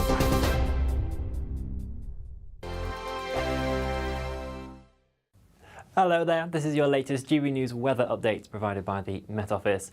It is a rather dull and drab start to the weekend for many of us. We've got high pressure situated across Scandinavia that's acting as a blocking system, and it's allowing these areas of low pressure just to push into the very far south, providing some outbreaks of rain and drizzle in places today, a few showers skirting in across other eastern coastal areas as well. There is a potential for some winteriness in amongst all of this, hill snow generally, but to lower levels we may see a touch of sleet in places. As all of this system continues to push its way northwards, we may just start to see a few sunnier spells developing across the very far southeast of England later on in this afternoon period. But underneath the cloud, it is going to be feeling rather cold for many of us, temperatures struggling, much above 4 or 5 degrees Celsius in places. The best of the sunshine today is certainly going to be reserved for areas further towards the northwest, particularly for parts of western Scotland. Quite a nice sunny day to come here. But where we'll hold on to those clear skies overnight, we do bring the risk of some fog patches developing, but also quite a sharp frost forming again across northwestern Scotland, potentially as low as -8 degrees Celsius in the most sheltered rural spots. We could also see some patchy frost across the far south of England as well, where we see those clear spells just holding on throughout the night as well. If you do hold on to the cloud, though, temperatures will generally be more on the positive side of the temperature scale, 3 or 4 degrees Celsius. As we head throughout Sunday, it is a reasonably similar day overall. Again, there's going to be quite a lot of cloud, particularly across the central areas, with the best of the sunshine reserved for the northwest, but also now into parts of the southwest as well. Devon and Cornwall seeing a brighter and sunnier day here. It is once again going to be feeling particularly cold underneath that cloud, and with the outbreaks of rain still in play. 6 or 7 degrees Celsius, but with a bitingly easterly wind moving its way in, it's going to be feeling even colder than that. And we hold on to a very similar pattern into the start of the new week as well. Enjoy the rest of your day. Bye-bye. Good Afternoon Britain isn't just about us. The wonderful thing about this programme is it's about everyone watching. It's an interactive programme. Well, there absolutely is something to see here, and we're going to be talking about it more. Whether it's breaking royal news, Will, please bring us up to date, or indeed a particularly punchy speech in the House of Commons. Very, very curious. We bring it to you live, and then we bring you live reaction as well. That's Good Afternoon Britain, weekdays from midday. Only on GB News, the People's Channel, Britain's news channel. Join me, Camilla Tominey, for a frank and honest discussion with those in power that cuts through the spin and gets to the heart of the issues shaping our nation. You haven't confirmed that you want to stand as leader, but you haven't ruled it out either. This report basically says that he's not fit to stand trial. Is he indecisive? Incompetent? I deliver the dose of reality Westminster needs. That's the Camilla Tominey Show at 9:30 every Sunday on GB News, the People's Channel, Britain's news channel.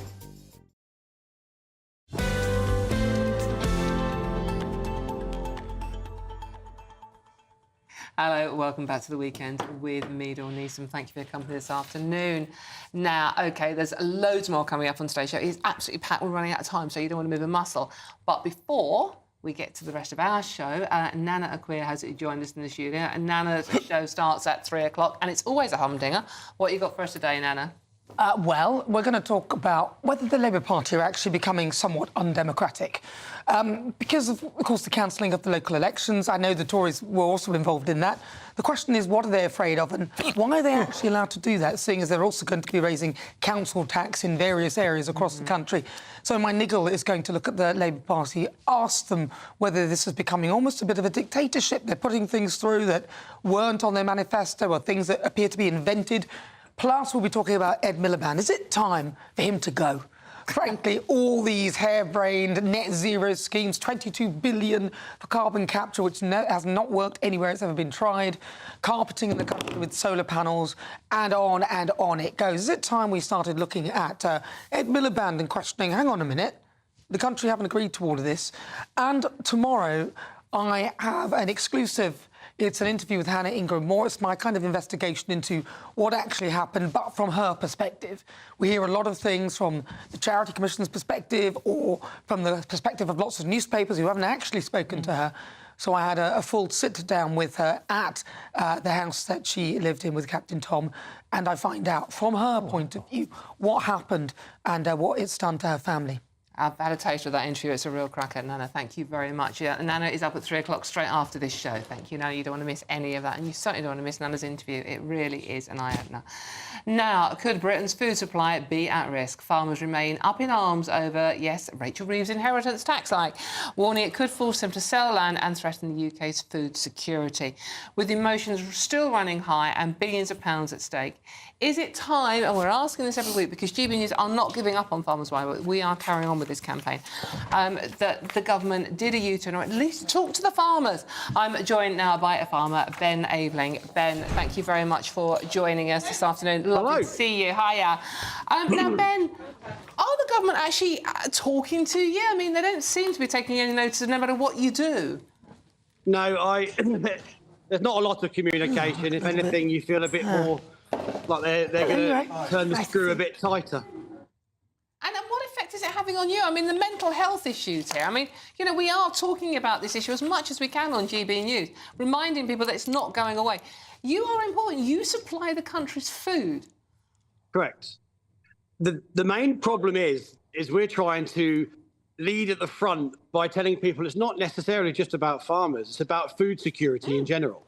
And the problem is a lot in the media, like it's quite an us and them attitude, you know, and sort of you've got to forget the fact of who owns what and who does what and all of that nonsense. It's actually about farmers produce food in this country. And if there's no food in this country, we won't have access to quality food. It's quite... The security issue really is what the government really haven't taken any notice of. Well, do they not understand, Ben? I mean, it's sort of like, the mental pressure on farmers and the financial pressure that's going to come down the line for a lot of you. I don't know what your personal situation is with your farm. I mean, are you in danger of losing your farm? Will you be able to pass it on to your children? Well, I mean, I'm hopefully not going to die today, so I'm not too sure what it's worth today. But, you know, the very fact of the matter is it's a genuine concern for all farmers. But what I've been trying to say in articles and on social media is, as much as I selfishly want this to go for me, my family, and my children and generations to come, it's about everybody in this country having access to food. The issue we have is if you suddenly can't produce food here, the import market's got us over a barrel. We're only one COVID or one Ukraine war away from no imports or food shortages, and we won't be able to meet the demand. And it's actually very, very clear, easy, concise and simple. Yet I think the waters are really being muddied by everything else around it about, you know, you hear quotes of rich farmers or whatnot, or we pay inheritance tax, pay your taxes and all these things. And actually, that's kind of what I think the government want. They want us to sort of squabble amongst ourselves. And actually, we're here doing a job, and that's fine, like a lot of people do. A lot of people work really hard in their jobs and their roles. But farming is its own unique niche. And at the end of the day, something like farming can't disappear from this country, regardless of who owns what, because we all need farming 3 times a day to eat. And really, that's the message. And that's what the government are putting us in danger with, is this lack of security. And we really don't know what the future can hold. And that's yourself, everybody who's watching this and countrywide will need food. And then suddenly you've got a huge, huge problem. It's very simple, but very complex in the same time. You know? Well, it is, Ben, and that's why they should be at least talking to you. I mean, your demands aren't huge. It's like, you know, we're not refusing to pay tax here. Just talk to us, and there is some sort of deal we can come to. But if they carry on ignoring you and press ahead with this, how far do the farmers take it? What do you do next? I mean, do you blockade supermarkets and things like that? I'm not an advocate of blockading or militancy myself. It's not something I believe passes on the message that we want. At the end of the day, it's not news that supermarkets don't pay enough to the farmers. We all know that, and that's tomorrow's problem. Today's problem is making sure there's farms here and making sure that they don't disappear first. We can work with the supermarkets after this. Supermarkets have come out with some solidarity, and that's a really, really good thing. It's showing we're getting somewhere with them and they're listening. But we need to make sure there's farms there to produce the food for the supermarkets to pay us in the first place. And really, that's it there in a nutshell. But I really am against annoying people of the public. We have enough issues trying to get the word out that farmers are doing their best and that farmers are there for the nation, and we're doing what we can to support them without annoying them on their 9-to-5 drive to work, you know, taping ourselves to the road like Just Stop Oil. That's not the way to show the UK public that we're on their side. All that's going to do is make people that hate us even more, and someone who was on the fence hate us. So we really need to make sure we're getting the very clear message out that there's no farmers, there's no food. And what we're going to try to make sure is we pull that together. And this is why I've come out of the woodwork since this has happened. I've always had a business selling food and whatnot, and I've had a shop in the past and things, and I've always promoted my little business. When this inheritance tax came out, I suddenly felt quite attacked by it. And I thought to myself, do you know what? People don't actually understand what's going on here. So I made it my mission to sort of creak out the woodwork like Michael Bublé at Christmas, you know, just pops out every now and then. I'm here. And that's what I'm going to start doing. I'm not going to stop until we get results. But I stress politely, kindly, respectfully, because we're here for the public. And that's what we need to make sure we are doing. That's brilliant. Thank you. And you're doing a very, very good job as well. Ben, thank you very much for joining us. That's Ben. And your farm is in Towcester in Northamptonshire, yes? Yeah, so it's actually spelled, it's pronounced toaster, like kettle. But, you know, it's all right because everyone says, is it next to kettle? And, yeah, but we've also got, we sell all our meats online and things. So if you ever want that, let me know. Brilliant. Thank you very much for joining us, Ben. That's Ben Aveling, talking about the farming issue, which isn't going away. We're going to carry on supporting them. If I could pronounce where the farms are, that is. I'm Dawn Neeson. This is GB News. And up next, how ITV and other companies who have worked with celebrity chef Gino D'Acampo are reacting to the misconduct allegations against him, all of which he strongly denies. All of that and much more to come. This is GB News, Britain's news channel. We'll see you very soon.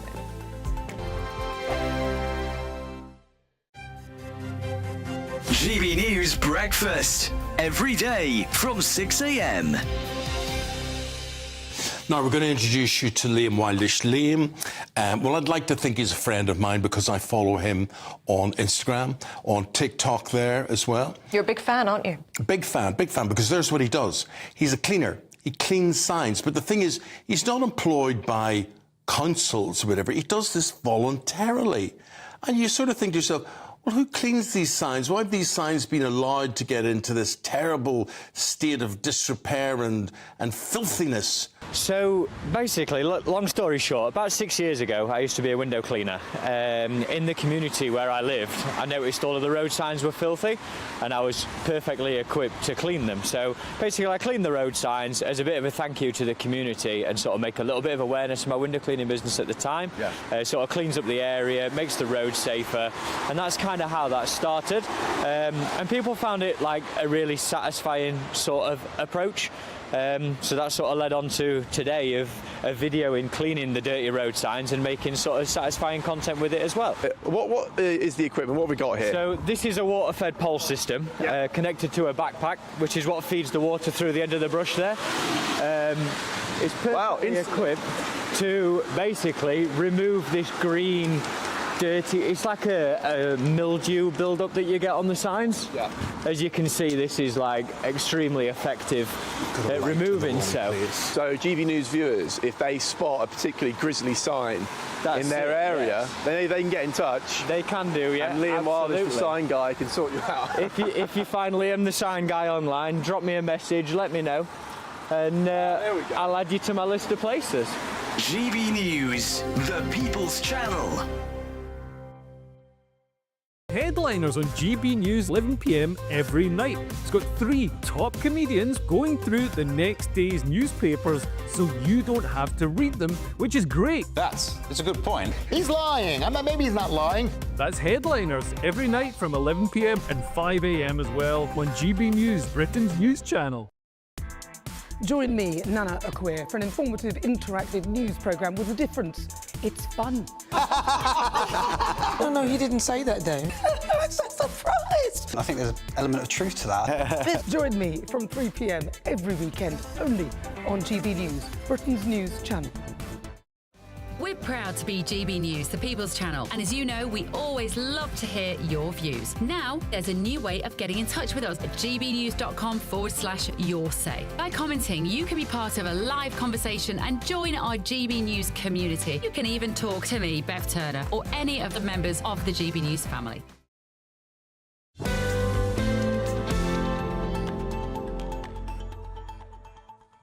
Hello, welcome back to the weekend with me, Dawn Neeson. Now, we are talking all things showbiz, and there's only one story in town, and that is Gino D'Acampo. And we had the best person ever to talk about it, the wonderful Steph Tecchi.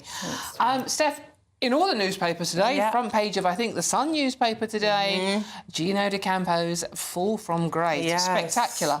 Bring us up to date on what's It has happening. been a hard fall from grace. You know, he has been a household name since the early 2000s, especially on ITV. He's found most of his fame there, but now the tide has turned for him. And in typical cancel culture manner, when these kind of cases do come out, they have pulled all these forthcoming programmes that he was going to be in. He was going to be in Family Fortunes. That has now been replaced with Wheel of Fortunes. He had a special documentary, Gino's Italy, Secrets of the South. That has also been pulled from ITVB because, as we've seen over the past 2 days, ITV News have come forward with this investigation where dozens of women and some men have said that they were spoken to inappropriately by him. Some of them verge onto maybe being sexually inappropriate as well. And it's just now, execs have this hard thing now. Do we keep these kind of programmes on air? And sometimes I do feel it's a bit unfair because you've had a whole production team who have put it all in, and maybe sometimes it can be belittling to viewers at home. And there is this thing, innocent until proven guilty. But for Gino, it seems like this is gathering steam. And, you know, once you get 1 or 2 accusers that come out, more people will come out. So I think this is just the beginning of this story that we're seeing. Now, the problem I have with this story, and many of you do, I know as well, is that Gino's was encouraged to behave like this. The cheeky, slightly naughty, you know, Italian, and, you know, sort of like with Holly and Phil. I mean, he was encouraged to cook with just nothing but an apron on. So that was the role he was kind of given. And it's a persona that's worked with the viewers at home. I think that's what people love about Gino. But I think ITV's been very careful here because we had that big fallout with Philip Schofield. I was going to say, is this anything to do with the Philip Schofield So situation? now they're trying to cover their own backs. This is a broadcaster that can't deal with any scandals. But the question is, have they now gone too far to the extreme where people can't show their personality on air anymore and people will be scolded for things which they see as innocent? Gino has denied these allegations. He says it's upsetting as a father and a husband. And then you have to think, how many more casualties are we going to have of TV talent who say they're innocent and these things are unlikely? I'm not belittling anyone who has gone through these kind of situations and they do feel like it's affected them personally, but there has to be a bigger conversation that's happening now between broadcasters and talent. This is just very, very quickly. This is the difficult thing here. Is it's like one woman's banter is another woman's. And that's outrageous. It's not one size that fits all. No. Stephanie, thank you very much for joining us and bringing us faith. Now, in response to the claims, Gino D'Acampo's legal team have said Mr D'Acampo categorically denies these allegations of inappropriate sexual behaviour. A separate response from ITV said the broadcaster was not made aware of the original concerns in 2018. ITV is completely committed to creating an environment where everybody is treated with respect and feels able to give their best. We can categorically confirm that this kind of behaviour is not tolerated by ITV. OK, well, unfortunately, we have run out of time for this afternoon. I've been Dawn Neeson. This is GB News. Thank you so much for joining me. Thank you to Claire and to Benjamin. And thank you for watching. But don't go anywhere. Loads more coming up on today, starting with Nana, who is on next at 3 o'clock, followed by the Saturday 5. But before I go, here's the weather for you. See you soon. Take care.